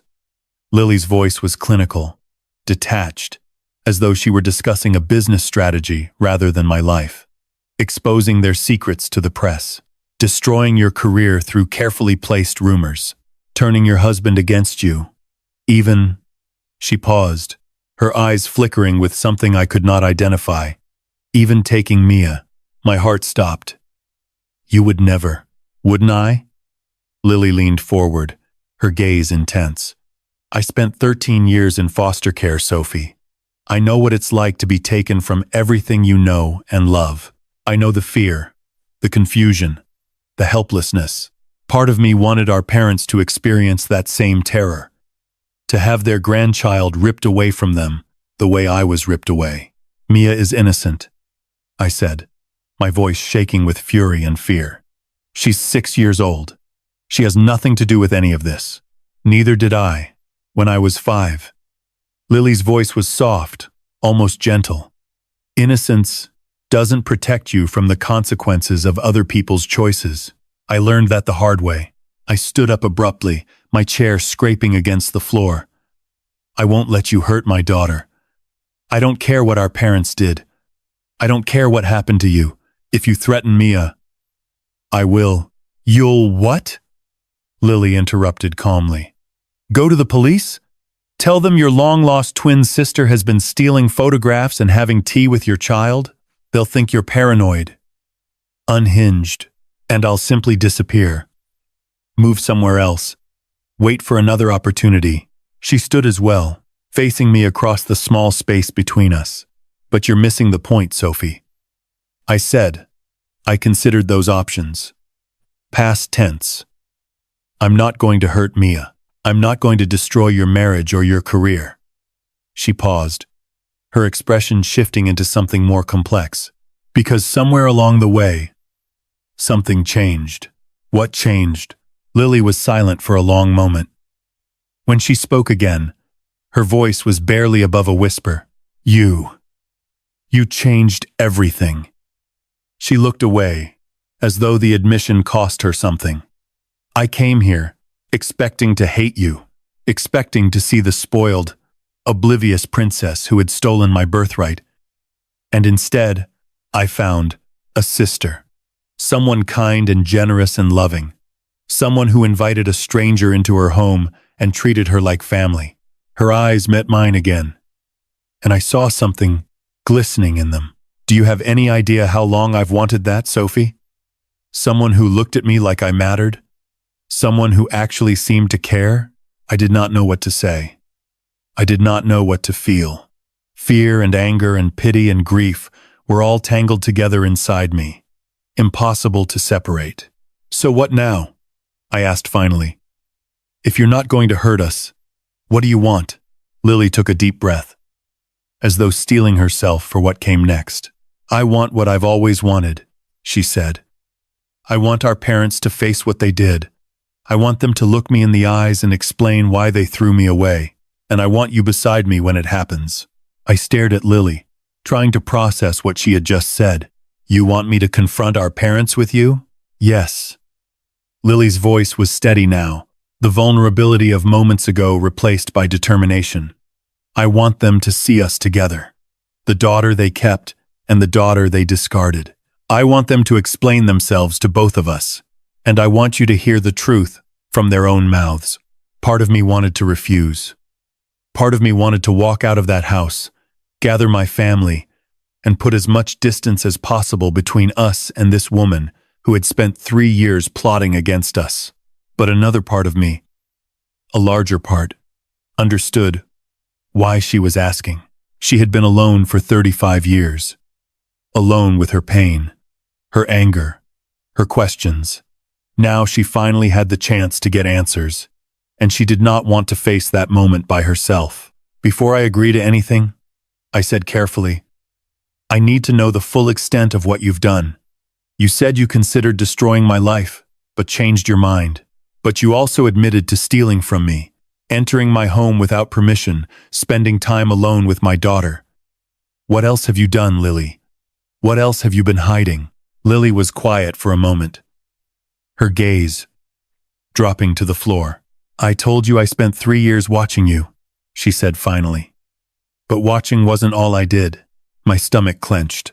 Go on. In the beginning, I was angry. So angry, I could barely think straight. I wanted to hurt you. Hurt our parents. Hurt everyone who had benefited from my absence. She paused, her jaw tightening. So, I started, interfering with your life. Small things, at first. Things you wouldn't notice. What kind of things? Lily took a breath. Do you remember when you lost that big contract last year? The Henderson renovation project? Lily took a breath. The Henderson renovation project? I felt the blood drain from my face. The Henderson project had been the biggest opportunity of my career. A complete renovation of a Georgian manor house, worth nearly £200,000. I had been on the verge of signing the contract when the clients had suddenly pulled out, citing vague concerns about my reliability. That was you? I contacted them anonymously, told them I was a former client who had been disappointed with your work, made up stories about missed deadlines and budget overruns. Lily's voice was flat, emotionless. It wasn't difficult. People believe what they want to believe, especially when it confirms their existing doubts. I felt sick. What else? The leak in your roof last spring. The one that caused all that water damage. That wasn't an accident. I paid someone to remove a few tiles while you were away for the weekend. My God. And Daniel's promotion. The one he didn't get, even though he was the most qualified candidate. Lily met my eyes, and I saw something like shame flickering in their depths. I may have sent some anonymous emails to his firm's senior partners, suggesting he had been inappropriate with a junior colleague. I thought I might be sick. Daniel had been devastated when he was passed over for that promotion. He had questioned himself for months afterwards, wondering what he had done wrong, whether he was somehow lacking, and all along, it had been Lily, systematically dismantling our lives from the shadows. "How could you?" I whispered. "We did nothing to you. Daniel has never even met you. And you tried to destroy his career over something that happened before he was born? I know." Lily's voice cracked slightly. "I know it was wrong. I knew it was wrong even as I was doing it. But the anger was so powerful, Sophie. It consumed everything. I couldn't see past it. And Mia? You said you visited her when I wasn't home. What were you planning to do with my daughter?" Lily flinched as though I had struck her. "Nothing. I swear to you, I was never going to hurt Mia. She trailed off, her composure finally crumbling. "I just wanted to know her. My niece, the only family I had left, apart from you and our parents. I wanted to see what she was like, whether she looked like me, whether she had any of my mannerisms. You had no right. I know." Tears were streaming down Lily's face now, the mask of control completely shattered. "I know. I had no right. I know everything I've done is unforgivable. But you have to understand. Sophie, I was broken. I had been broken my whole life. And when I found out why, when I discovered that my own parents had sold me like livestock, something inside me snapped." She sank into her chair, her head in her hands. "I'm not trying to excuse what I did. There is no excuse. But I'm trying to explain. I'm trying to make you understand that the person who did those things, who plotted and schemed and sabotaged your life, she wasn't really me. She was a creature of pain and rage, lashing out at anyone within reach. I stood in the middle of the room, my heart pounding, my mind reeling. Everything Lily had confessed was monstrous, unforgivable, as she herself had admitted. And yet I could not bring myself to hate her, because underneath all the manipulation and the lies, I saw something I recognized, something broken and desperate and achingly alone. I saw my sister. "What changed?" I asked quietly. "You said something changed, that you decided not to go through with your plans. Why?" Lily looked up at me, her face streaked with tears. "You were kind to me," she said simply. "You invited me into your home. You shared your life with me. You treated me like a friend, like family, even though I was a stranger. And I realized," she swallowed hard, "I realized that destroying you would not bring me peace. It would only make me more like the people who hurt me. And I didn't want to be like them, Sophie. I wanted to be better." We sat in silence for a long time after that. The afternoon light was fading outside, casting long shadows across Grace's living room, Lily's living room, I reminded myself. I needed to stop thinking of her by the false name she had worn like a mask. My mind was churning with everything she had told me. The sabotage, the manipulation, the years of watching and waiting and planning. It was too much to process. Too much to reconcile with the woman I had thought was my friend. And yet here we were. Two sisters, separated at birth, reunited by lies, and bound together by blood. "I need time," I said finally, "to think about everything you've told me, to decide what to do next." Lily nodded slowly. "I understand. And I need you to promise me something. Anything. No more secrets. No more manipulation. No more entering my home without permission, or spending time with Mia behind my back." I held her gaze, willing her to understand the seriousness of my words. If we're going to move forward, if we're going to face our parents together, it has to be built on honesty. Complete honesty. I promise. Lily's voice was steady, but I could see the fear in her eyes. The fear that I would reject her after all, that I would walk away and leave her alone again. "No more lies, Sophie." "I swear it." I stood up, my legs stiff from sitting for so long. "I'm going home now. I need to talk to Daniel, Explain what's happened. He deserves to know the truth. Will you tell him everything? About the sabotage? I hesitated. Daniel's failed promotion was still a sore point in our marriage. Learning that it had been deliberately engineered by my newly discovered twin sister would not be easy for him to hear. I don't know, I admitted. But I won't lie to him. Not anymore. There have been enough lies in this family already. Lily flinched at the words, but she did not argue. I walked to the door, then paused with my hand on the handle. There's something I need to understand, I said, turning back to face her. You've told me about the sabotage, the ways you tried to undermine my life, but you still haven't told me what you ultimately wanted. What was the endgame, Lily? If you had gone through with your original plan, what were you hoping to achieve? Lily was quiet for a moment, her gaze distant. I wanted to take everything from them, she said finally. Our parents. I wanted to strip away every source of joy and comfort in their lives until they had nothing left. Their reputation, their relationships, their grandchild. She paused, her voice dropping to barely a whisper. And then, I wanted them to know it was me, the daughter they threw away. I wanted them to understand that their past had finally caught up with them. And then what? I hadn't thought that far ahead. Lily laughed bitterly. Revenge is funny that way. You become so focused on the act itself that you never consider what comes after. I suppose I assumed that once I had destroyed them, the pain would finally stop, that I would finally feel whole. And now, she met my eyes, and I saw something I had not seen before. Hope. Now I think I was wrong.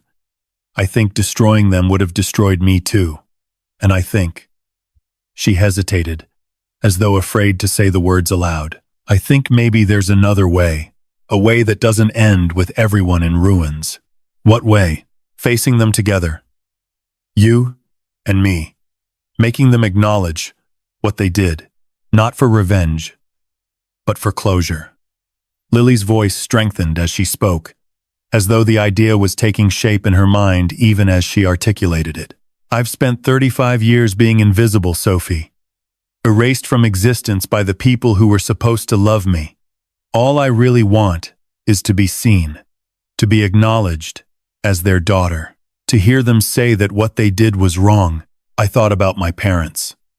My kind, loving, ordinary parents who had raised me with warmth and care, who had attended every school play and cheered at every sports day, who had been there for every triumph and every heartbreak. The same parents who had sold their newborn daughter and lied about it for 3.5 decades. Could I face them with this truth? Could I stand beside Lily and demand answers to questions I was not sure I wanted answered? Let me talk to Daniel, I said. Lily's face crumpled with relief. Thank you, Sophie. Thank you for not walking away. I'm not making any promises, I warned her. But I'm not walking away either. Not yet. I opened the door and stepped out into the cold November evening. The sun had nearly set, and the streetlights were flickering to life along the road. As I walked back to my own house, I could feel Lily watching me from her window. The sister I had never known, the victim of my parents' worst decision, and, perhaps, the key to understanding who I really was. I told Daniel everything that night. We sat together on our bed after Mia was asleep, and I recounted every detail of my conversation with Lily. The birthmark, the confession, the sabotage, the years of watching and planning and waiting. He listened in stunned silence, his face cycling through shock, anger, disbelief, and finally settling on something that looked like fear. She did what to my promotion? His voice was tight, controlled, the way it got when he was trying very hard not to shout. I'm so sorry, Daniel. I had no idea. 3 years. He stood up abruptly and paced to the window. She's been manipulating our lives for 3 years, and we had no idea. We invited her into our home. We let her spend time with our daughter. I know how bad this sounds. Bad? He turned to face me, his eyes blazing. Sophie, This woman is dangerous. She's admitted to stalking us, sabotaging our careers, and God knows what else. We need to call the police and tell them what? That my long-lost twin sister has been stealing old photographs? That she sent some anonymous emails? I shook my head. There's nothing they can charge her with, Daniel. Nothing we can prove. So what do you suggest? We just let her get away with it? No. I suggest we finish this. On our terms. Daniel stared at me. What does that mean? I took a deep breath. Lily wants to confront our parents. She wants them to acknowledge what they did, to explain why they gave her away, and she wants me there when it happens. Absolutely not. Daniel. No, Sophie. I'm not letting you anywhere near that woman again. You have no idea what she might do if she doesn't get what she wants. I know her better than you think. I stood and crossed to where he was standing, taking his hands in mine.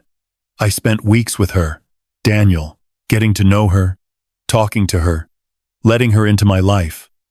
And yes, she's damaged. Yes, she's done terrible things, but she's also my sister, my twin.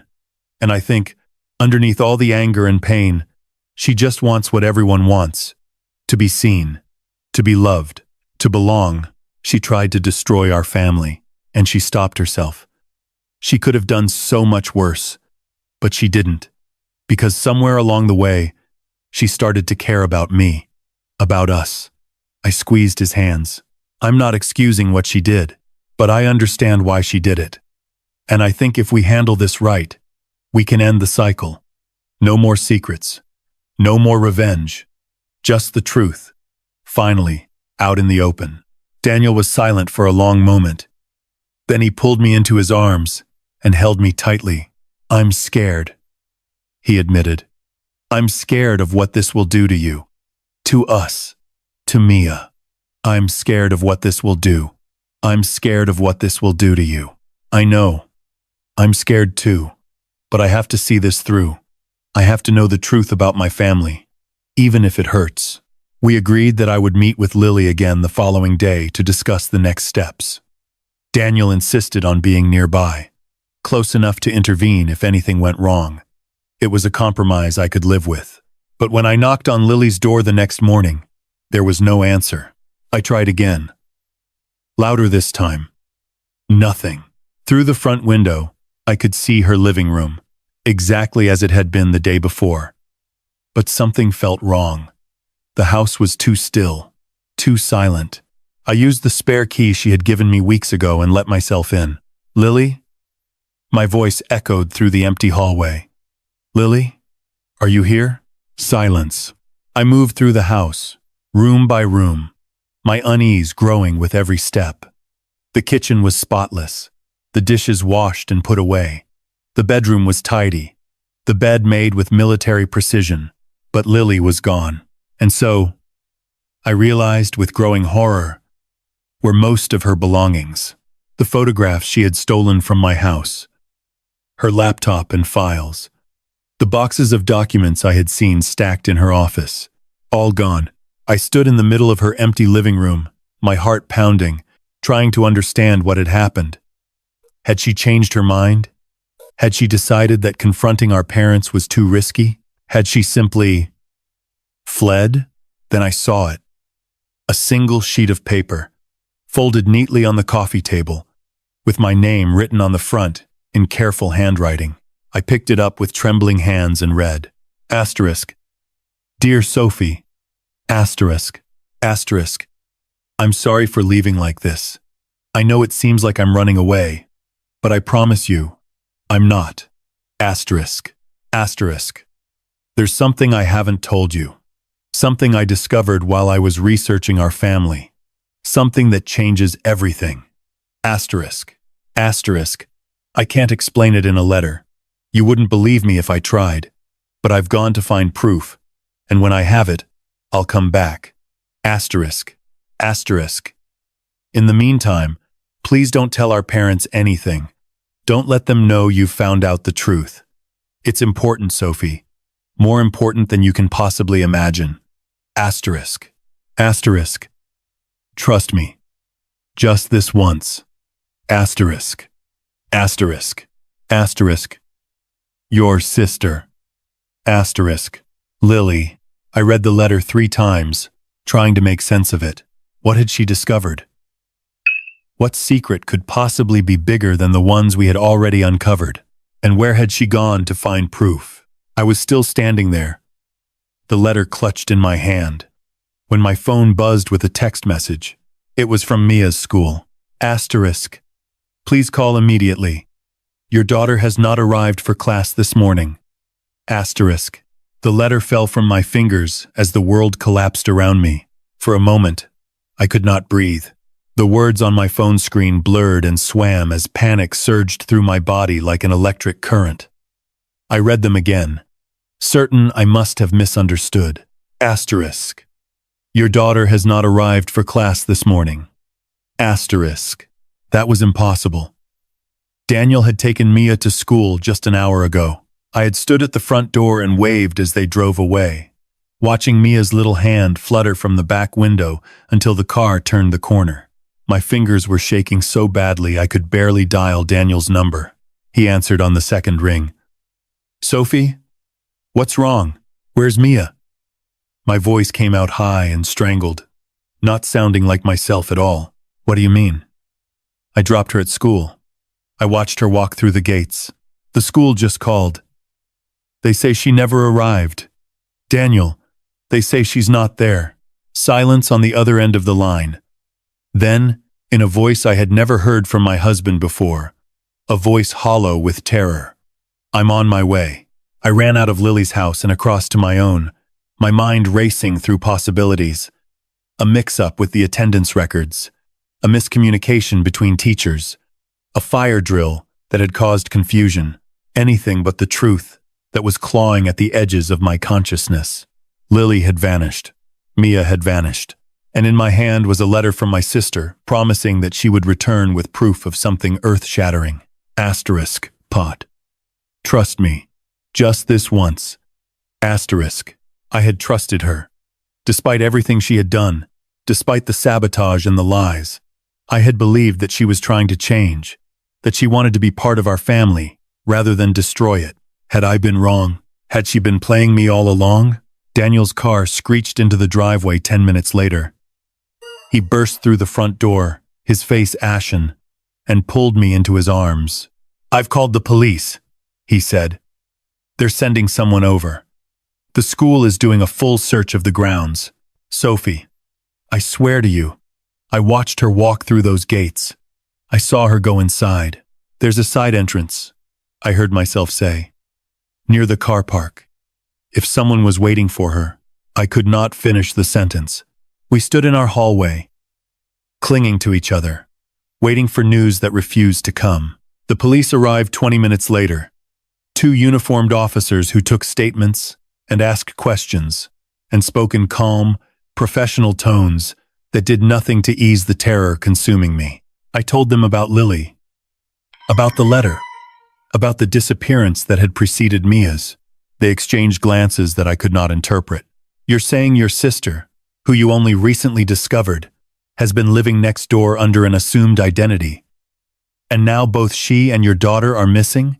I know how it sounds, I said desperately, but it's the truth. All of it.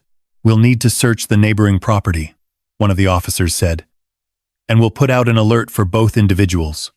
Do you have a recent photograph of your daughter? I did. Dozens of them. I scrolled through my phone with numb fingers, selecting the clearest one. A picture taken just last week of Mia laughing in the garden, her face bright with joy. Where was that joy now? Where was my little girl? The officers left to coordinate the search, promising to keep us informed. Daniel and I sat side by side on the sofa, unable to speak, unable to think, unable to do anything but wait. An hour passed. Then 2. The police called with updates that told us nothing. Lily's house was empty, no sign of where she had gone. The school's CCTV showed Mia entering through the main gates, then walking around the side of the building towards the playground. After that, the footage cut out, corrupted or deleted. They couldn't tell which. Someone had planned this carefully. Someone had known exactly what they were doing. At 2:30, my phone buzzed with a text from an unknown number. I opened it with trembling hands. There was a photograph.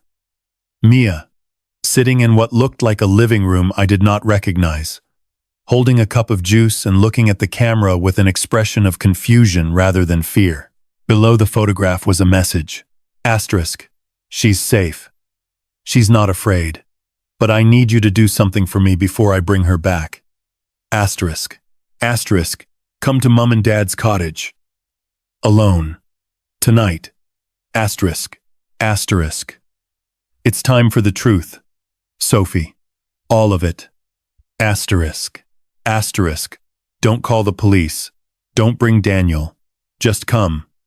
Asterisk. Asterisk. We have so much to talk about. Asterisk. Asterisk L times. I stared at the message, my heart hammering against my ribs. Lily had taken my daughter. Lily, my sister, my twin. And now she was demanding that I come to her. Alone. I showed the message to Daniel. His face went white, then red with fury. She's insane. She's completely insane. We have to tell the police. And if I do? If I don't follow her instructions? I looked at him, my eyes burning with tears I refused to shed. She has our daughter, Daniel. She has Mia. We can't trust her. She's been lying to us from the beginning. I know. I took a shaky breath. But what choice do we have? Daniel stared at me for a long moment. Then he pulled me close and held me tightly. I'm coming with you, he said. I don't care what she says. I'm not letting you face this alone. She said to come alone. Then I'll wait in the car. I'll stay out of sight. But I'm coming, Sophie. I won't let her take you too. I nodded against his chest, too exhausted to argue. Whatever was waiting for me at my parents' cottage, I would face it. For Mia, for the truth, for the sister I had thought I could save. But who had betrayed me after all? The drive to the Cotswolds took nearly 3 hours in the dark.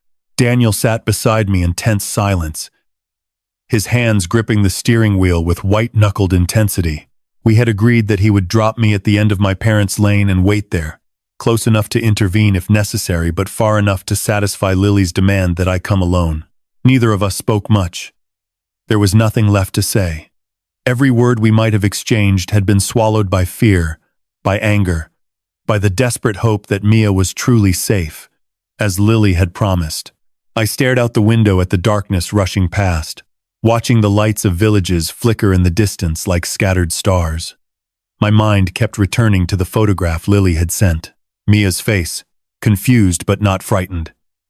The unfamiliar room, the cup of juice in her small hands. Why had Lily taken her? The questions circled endlessly in my thoughts, never finding an answer. If all Lily wanted was to confront our parents, why involve Mia? Why not simply ask me to come? I would have agreed. I had already agreed. Just the day before, something had changed. Something Lily had discovered in her research. Something important enough to make her abandon her careful plans and take drastic action. Asterisk. There's something I haven't told you. Something that changes everything. Asterisk. What could possibly change everything more than what we had already uncovered? We reached the outskirts of the Cotswolds just after 9 o'clock. The roads narrowed as we drove deeper into the countryside, hedgerows pressing close on either side, the beam of our headlights the only illumination in the thick rural darkness. This is the lane, I said, recognizing the stone wall that marked the boundary of my parents' property. Stop here. Daniel pulled the car onto a patch of gravel beside the road and cut the engine. For a moment, we sat in darkness, listening to the tick of the cooling motor and the distant hoot of an owl. I don't like this, Daniel said quietly. I don't like any of this. Neither do I. I unbuckled my seatbelt and turned to face him. But Mia is in there. I have to go. If anything happens, if you're not back in an hour, I'm coming in. I don't care what Lily said. And if anything happens of your manic, coming in now, I know. I leaned across and kissed him, tasting the fear on his lips. I love you.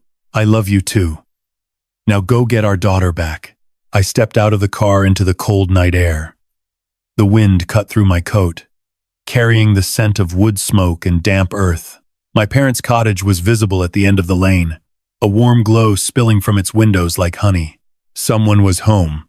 I walked towards the light, my footsteps crunching on the gravel, my heart pounding with every step. The cottage looked exactly as it always had, a picture-perfect Cotswolds retreat with climbing roses around the door and a thatched roof silvered by moonlight. But nothing about this night was picture-perfect. I reached the front door and raised my hand to knock. Before my knuckles could touch the wood, the door swung open. Lily stood in the doorway. She looked different from when I had last seen her. Paler, thinner, with dark circles under her eyes that spoke of sleepless nights. But her gaze was steady, and when she spoke, her voice was calm. You came. Where is Mia? Inside. With our parents. Lily stepped aside, gesturing for me to enter. They're all waiting for you. I pushed past her into the cottage, my eyes sweeping the familiar hallway. The same watercolor paintings on the walls, the same umbrella stand by the door, the same faded runner on the floor. And, at the end of the hall, through the open door to the sitting room, I saw them. My father, sitting rigid in his armchair, his face gray with shock. My mother, perched on the edge of the sofa, her hands twisting in her lap. And Mia, curled up in my mother's arms, her eyes red from crying but otherwise unharmed. Mummy! Mia spotted me and wriggled free, running across the room and throwing herself into my arms. I caught her and held her tight, breathing in the familiar scent of strawberry shampoo, feeling her small heart beating against my chest.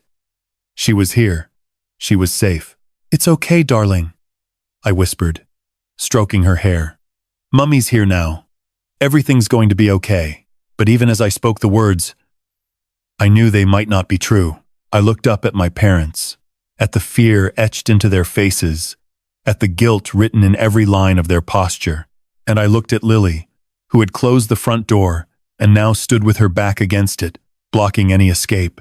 Now that we're all here, she said quietly, it's time for the truth, the whole truth, about what really happened 35 years ago. My mother made a small sound, something between a sob and a whimper. My father said nothing at all, and I stood in the middle of my parents' cottage, my daughter in my arms, waiting to hear the secrets that had been buried for longer than I had been alive. The silence in the room was suffocating. I set Mia down gently and guided her towards the kitchen. Sweetheart, can you wait in there for a few minutes? The grown-ups need to talk. But Mummy, please, darling. Just for a little while. There are biscuits in the cupboard, the ones Granny keeps for you. Mia looked between me and her grandparents, her small face troubled, but she nodded and patted away. I waited until I heard the kitchen door close before turning back to face the room. My mother was crying silently, tears streaming down her cheeks. My father sat motionless, staring at the floor, his hands clasped so tightly his knuckles had turned white. Lily had moved to stand beside the fireplace, her arms crossed, her expression unreadable. Someone needs to start talking, I said. Now. No one spoke. Fine. I turned to Lily. You said you discovered something that changes everything. What is it? Lily's gaze shifted to our parents. I think they should be the ones to tell you. We can't, my mother whispered. Please, Lily, don't make us do this. You've had 35 years to do it voluntarily. Lily's voice was cold. You chose silence. Now, you don't get to choose anymore. I looked at my father. Dad, what is she talking about? For a long moment, he did not move. Then, slowly, he raised his head and met my eyes. I had never seen my father look old before. He had always seemed ageless to me, steady and strong, the rock upon which our family was built. But now, in the dim light of the sitting room, He looked every one of his 65 years. More, even. "We made a mistake," he said, his voice barely above a whisper. "A terrible mistake. And we've been paying for it ever since." "A mistake?" Lily laughed bitterly. "Is that what you call it? Selling your own daughter?" "It wasn't like that." My mother's voice was pleading. "It wasn't that simple. You have to understand the position we were in. Then explain it to me." I sat down in the chair opposite my father, my legs suddenly too weak to hold me. "Explain why you gave Lily away and lied about it for 35 years. My father took a shaky breath. "When you were born," he began slowly, "we were not in a good place. Financially, I mean. The business had failed. We had debts we couldn't pay. We were on the verge of losing everything, including the house." I had heard fragments of this story before. My parents had struggled in their early years, before my father's career took off, but they had always spoken of it as ancient history, a difficult time long since overcome. "We didn't know we were having twins until very late in the pregnancy," my father continued. "The doctors only discovered it in the final weeks, and when they told us, instead of joy, all I felt was..." He swallowed hard. Panic. "We could barely afford one child. How were we supposed to raise two? So you sold one of us," Lily said flatly. "Like surplus inventory. Those won the men," Lily said in tenor. My father flinched. "It wasn't like that. There was a couple, the Harrisons. They had been trying for years to have children without success. They were wealthy, respectable, desperate for a baby. And they were willing to pay £5,000, I said, remembering the figure from the solicitor's letter. "You sold your daughter for £5,000. It was enough to clear our debts, enough to save the house, enough to give you, Sophie, a stable home to grow up in." I told myself it was the right thing to do, that Lily would have a better life with the Harrisons than we could ever give her, that she would never know the difference. And when the Harrisons died, Lily's voice was ice. "When the social workers came looking for me, asking if you would take back the daughter you had sold, what excuse did you have then?" My father closed his eyes. "I was afraid," he admitted. "Afraid of what it would mean to bring you back into our lives. Afraid of how we would explain it to Sophie. Afraid of what people would think, what they would say." He opened his eyes, and they were glistening with tears. "I was a coward. I chose the easy path, the path that protected my reputation and my comfort, and I condemned you to a life of suffering because of it." I sat in stunned silence, trying to process what I was hearing. My father, the man I had idolized my entire life, had made a calculated decision to abandon his own daughter. Not once, but twice. "And you?" I turned to my mother. "Did you agree with this?" My mother's sobs intensified. "I didn't want to give her up. I begged Richard to find another way, but he said it was the only option, that we had no choice. And I was so tired, Sophie, so overwhelmed. I had just given birth to twins. My body was broken. My mind was foggy. I let him make the decision because I didn't have the strength to fight. So you were complicit," Lily said. "Both of you. You both chose to throw me away. We chose wrong." My father's voice broke completely. "We chose wrong, and we have regretted it every single day since. But we didn't know how to fix it. We didn't know how to undo what we had done. So we buried it. We created the grave, the lie, and we tried to pretend it had never happened." He looked at Lily, and for the first time, I saw genuine anguish in his eyes. "I'm sorry," he said. "I know those words mean nothing. I know they can't undo 35 years of pain. But I am sorry, Lily. More sorry than you will ever know." Lily stared at him for a long moment. Then she laughed, a harsh, brittle sound that held no humor at all. "Sorry," she repeated. "You're sorry. Well, that makes everything better, doesn't it?" She pushed away from the fireplace and began to pace. "But here's the thing, Father. You haven't told Sophie the whole truth yet. You've explained why you gave me away, but you haven't explained the real reason you refused to take me back. My father's face went pale. Lily, please, tell her. Lily's voice was steel. Tell her why you really chose Sophie over me. Tell her the truth about the night we were born. The room fell deathly silent. I looked between my parents, trying to read the terror written across their faces. Whatever secret remained, it was worse than anything they had already confessed. I could see it in the way my mother's hands trembled, in the way my father seemed to shrink into his chair. What is she talking about? I asked. What truth? About the night we were born. My mother shook her head, tears streaming freely now. Please, please don't make us. You don't have a choice anymore. Lily's voice was relentless. Either you tell her, or I will.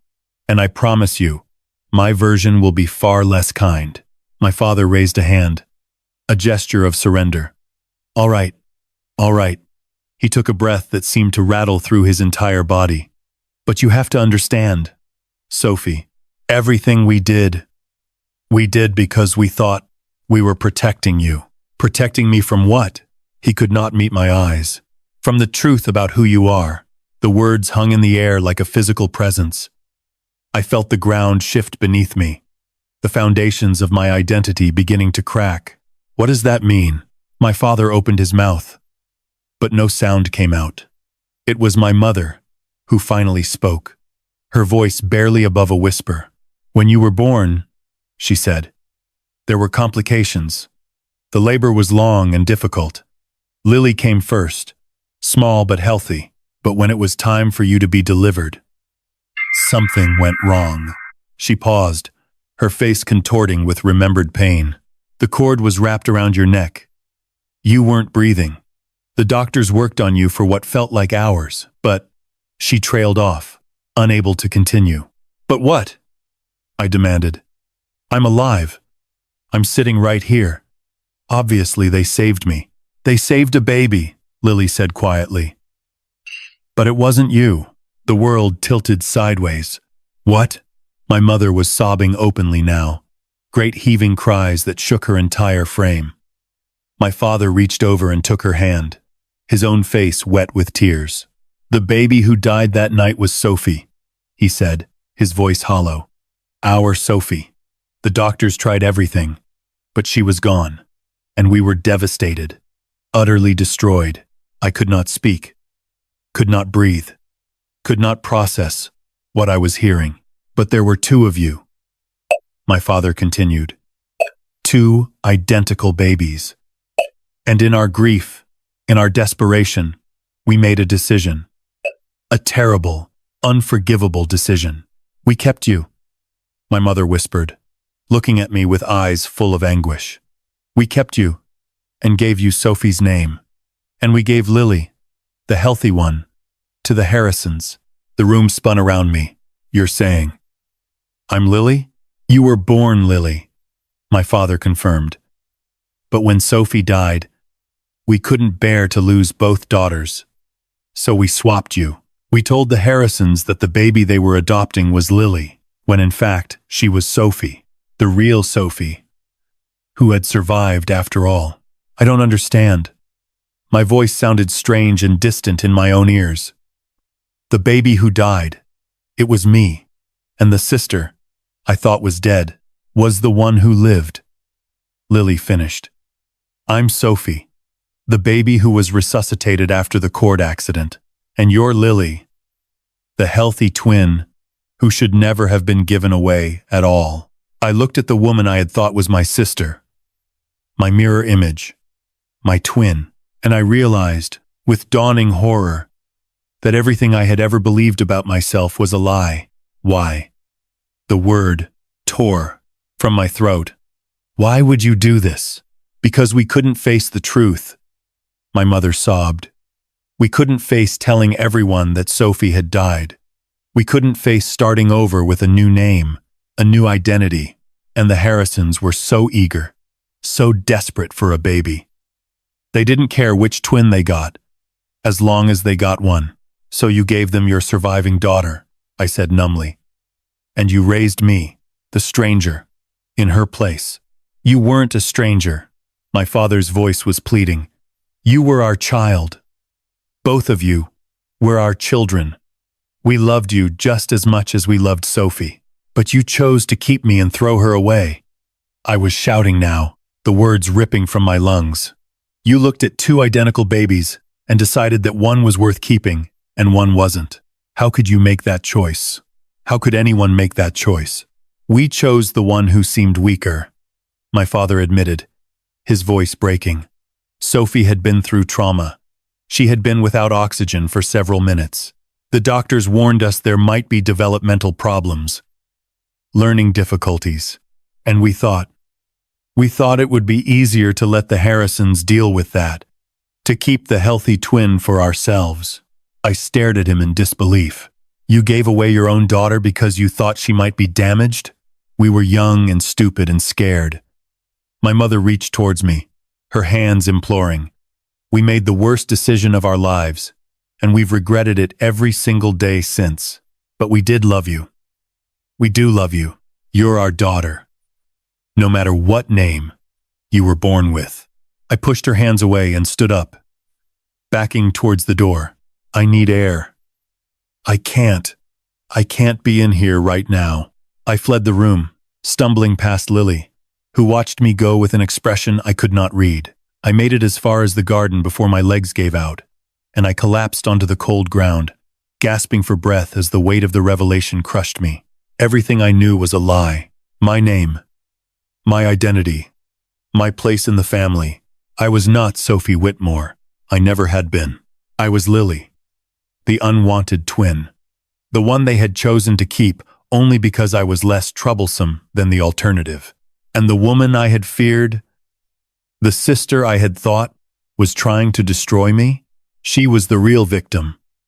The true Sophie, abandoned and forgotten, raised by strangers and then discarded by the system, while I lived her life without ever knowing it. I do not know how long I sat in that garden. The cold seeped through my clothes and into my bones, but I barely felt it. My mind was a storm of fractured thoughts, memories reshuffling themselves into new and terrible configurations. Every birthday card signed, "To our darling Sophie." Every school report praising Sophie's progress. Every photograph labeled with Sophie's name and date. None of it had been mine. I had been living a stolen life, wearing a dead girl's name like a costume, never knowing that underneath it all, I was someone else entirely. Footsteps crunched on the gravel behind me. "May I sit?" Lily's voice. Or Sophie's voice. I supposed I should call it now. The voice of the sister I had feared, who had turned out to be the true victim of our parents' deception. I did not answer, but she sat down beside me anyway, her shoulder almost touching mine. For a long moment, neither of us spoke. "I know this is a lot to process," she said finally. "Believe me, I know. When I first found out, I spent 3 days in my flat, unable to eat or sleep or think about anything else. How did you discover the truth?" My voice sounded hollow, like it was coming from very far away. The adoption records I obtained listed my original name as Sophie, not Lily. At first, I thought it was a clerical error, but when I dug deeper, I found the hospital records from the night we were born, the resuscitation, the death that wasn't a death, the swap. "And you've known all this time? When you moved next door, when you became my friend, when you were planning your revenge, you knew I wasn't really Sophie?" Lily was quiet for a moment. "Yes, I knew." "Then why? Why go through with any of it? Why target me when you knew I was as much a victim as you?" She turned to face me, and in the moonlight, I could see the conflict written across her features. "Because I was angry," she said simply. "Angry at our parents. Angry at the world. Angry at everyone who had ever benefited from my suffering. And you had benefited, even if you didn't know it. You had the life that should have been mine. The parents, the home, the love. I wanted you to understand what it felt like to have all of that ripped away. So, this whole thing, the sabotage, the manipulation, taking Mia, it was all about making me suffer, at first. Lily's voice softened. But then I got to know you, really know you, and I realized you weren't the enemy. You were just another casualty of their lies. Another child whose identity had been stolen by the same people who stole mine. I laughed bitterly. So what now? We're supposed to bond over our shared trauma? Become the sisters we never got to be? I don't know. Lily's voice was barely above a whisper. I don't know. What happens now? I spent so long planning this moment, working towards this confrontation, and now that it's here, I don't know what I want anymore. You took my daughter. The words came out harder than I intended. Whatever your reasons, whatever you've been through, you kidnapped a 6-year-old girl. You used her as leverage. You terrified her and her parents. I know. Lily's face crumpled. And I'm sorry. I'm so sorry. I told myself I was just bringing her here for the confrontation, that she needed to see her grandparents exposed, that it would be better for her to know the truth. But that was a lie. I told myself to justify doing something terrible. Why Mia? Why involve her at all? Lily was silent for a long moment. When she spoke again, her voice was thick with tears, because she was the only thing that still felt real, the only innocent thing in this whole bloody mess. And part of me, the broken, selfish part, wanted to have something of yours, something that was loved and cherished and protected, something I never had.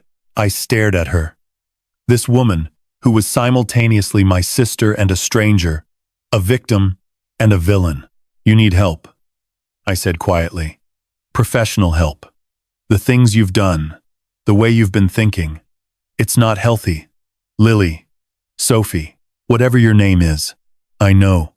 She wiped her eyes with the back of her hand. I've known for a long time, but I couldn't stop. The anger was the only thing that kept me going. Without it, I was just empty. We sat in silence, the weight of everything that had happened pressing down on us both. What do you want from me? I asked finally. Honestly, not what you planned or what you thought you wanted. What do you actually need right now? Unknown stay. Lily looked at me, and for the first time since I had met her, I saw the child she had once been. Frightened, alone, desperate for connection. I want a family, she whispered. A real family. I want to belong somewhere. I want someone to look at me and see me. Not a burden or a problem or a reminder of something shameful. I just want to be loved. The words cut through my anger like a knife, because underneath everything, wasn't that what we all wanted? I can't promise you anything, I said slowly. You've done things I may never be able to forgive, but I can promise to try, to listen, to give you a chance to prove you can be better. Lily's face crumpled, and she began to cry in earnest, great heaving sobs that shook her entire body. Thank you, she managed between breaths. Thank you, Sophie, Lily, whoever we are. I reached out and took her hand. Let's figure that out together.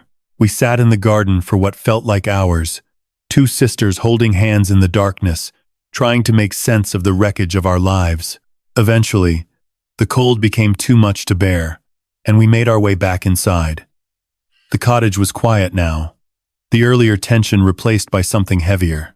My parents sat exactly where I had left them, diminished and defeated, waiting to learn their fate. Mia had fallen asleep on the sofa, her small body curled beneath a blanket my mother must have fetched from upstairs. I crossed to her and brushed the hair from her forehead, my heart aching with relief and residual fear. She was safe. That was what mattered most. We need to talk about what happens next, I said, turning to face the room. My father looked up, his eyes red-rimmed and hollow. Whatever you decide, we'll accept it. Both of you. We've lost the right to have any say in this. You lost that right 35 years ago, Lily said quietly. She had followed me inside and now stood near the doorway, her arms wrapped around herself. But I didn't come here for punishment. Not anymore. My mother's head lifted, a fragile hope flickering in her eyes.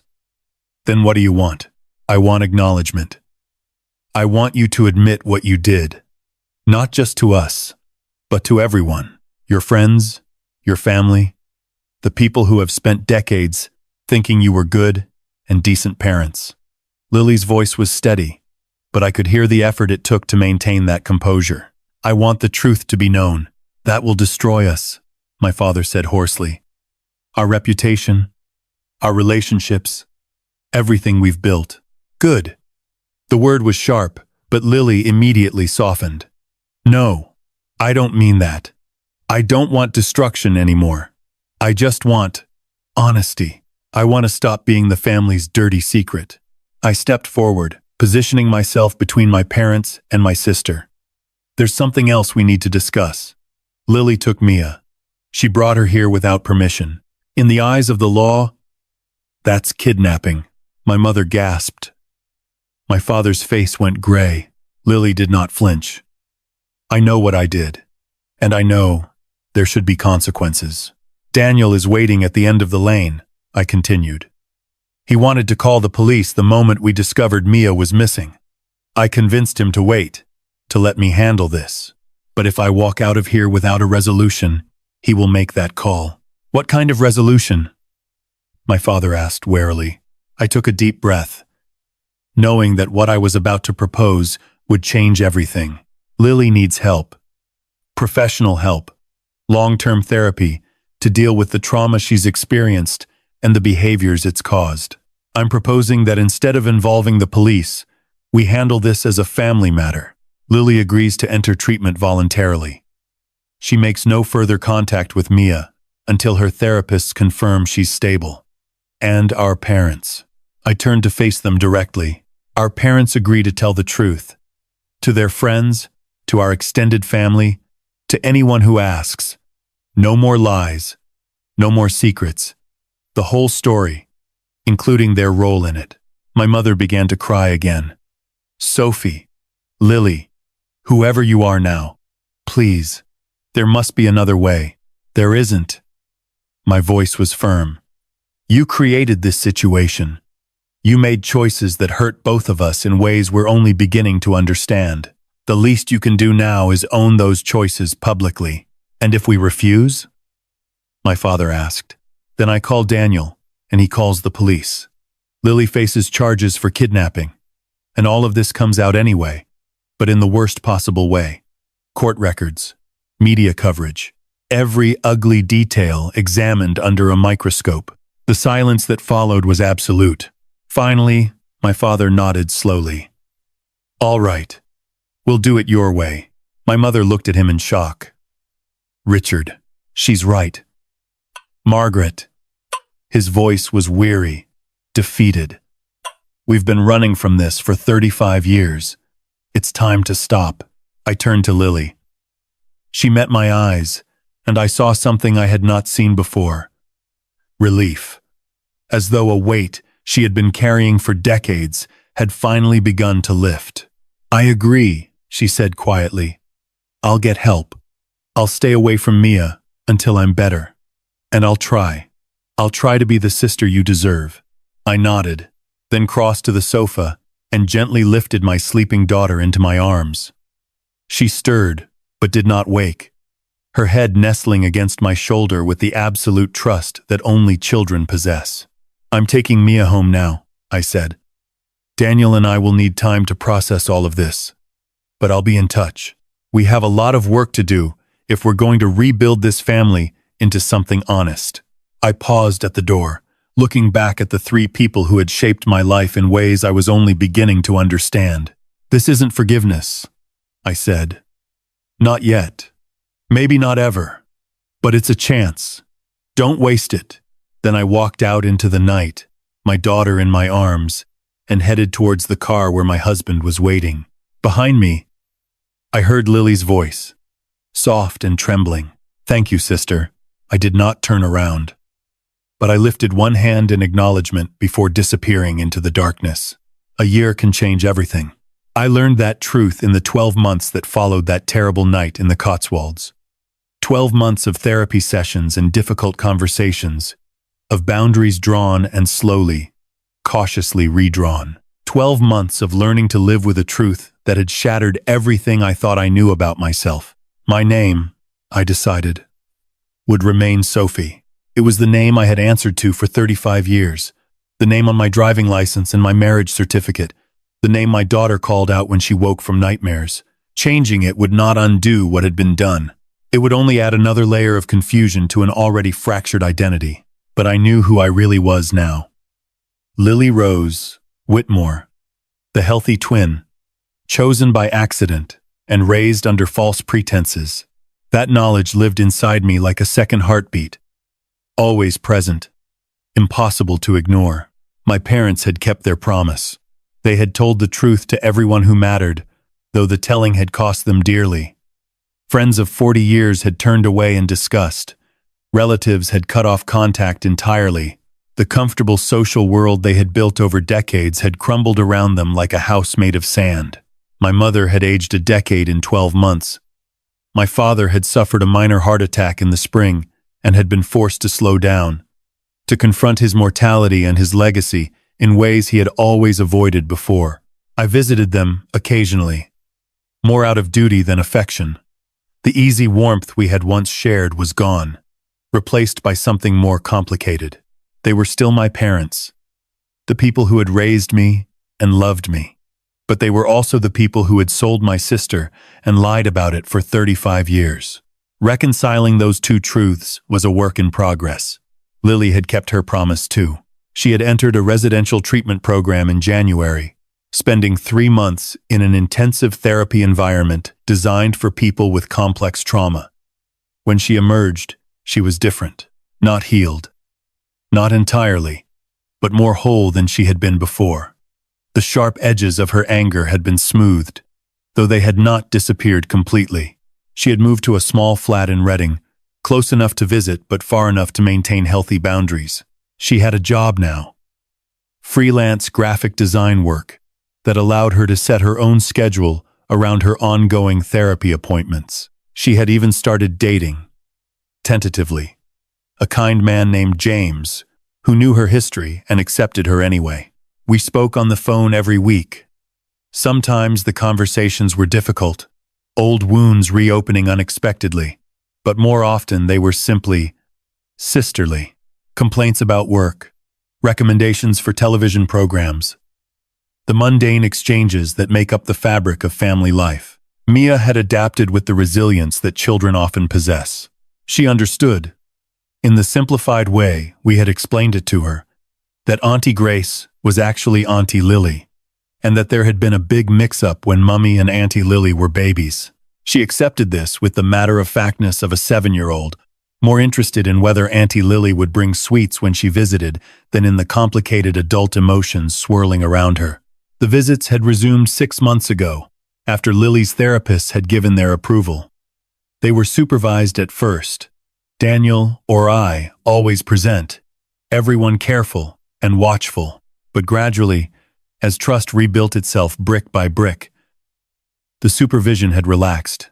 Last month, Lily had taken Mia to the cinema, just the two of them, and they had come home laughing about the film and covered in popcorn butter. It was a small thing. But small things, I had learned, were how families were built. Daniel and I had emerged from the crisis stronger than before. The shared trauma had forced us to communicate in ways we never had, to be honest about our fears and our needs, to lean on each other when the weight became too much to bear alone. Our marriage was not perfect, but it was real, and that was enough. As for me, I was still learning how to be Sophie and Lily at the same time. Some days it felt impossible, the two identities warring inside me, neither one fully mine. But other days, I could see how they might eventually merge into something new, something that honored both the life I had lived and the truth of who I was born to be. I was thinking about all of this as I stood in my garden on a bright Saturday morning in October. The koi pond was finally finished, A year behind schedule, but beautiful nonetheless.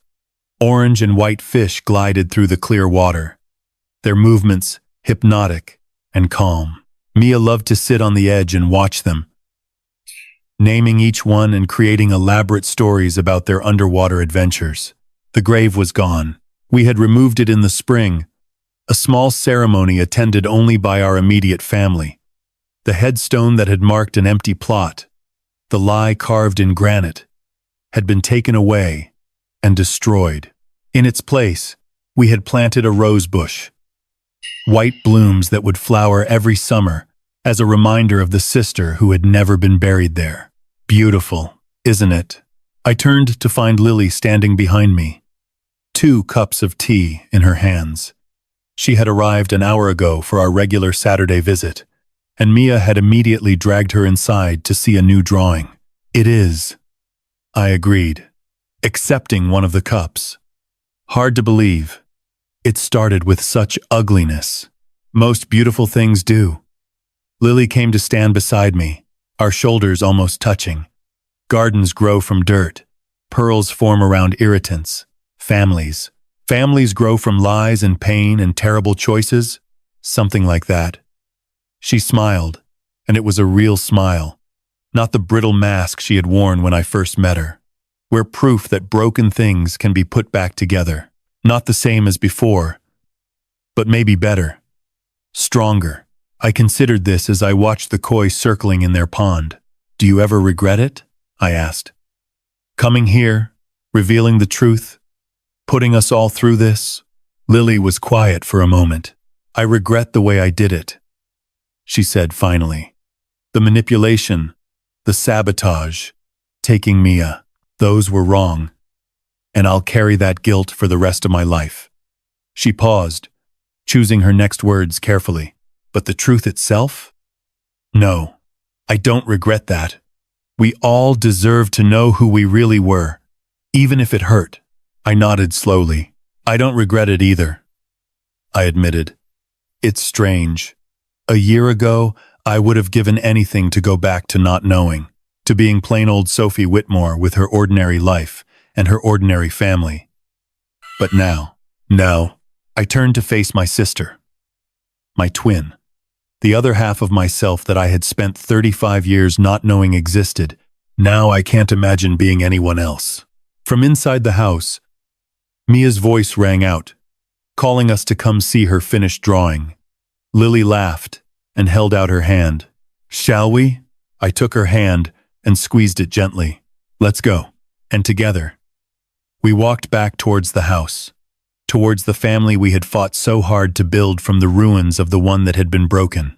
The past would always be with us. The lies, the betrayals, the years of separation and suffering. But the future was ours to write, and we were only just beginning.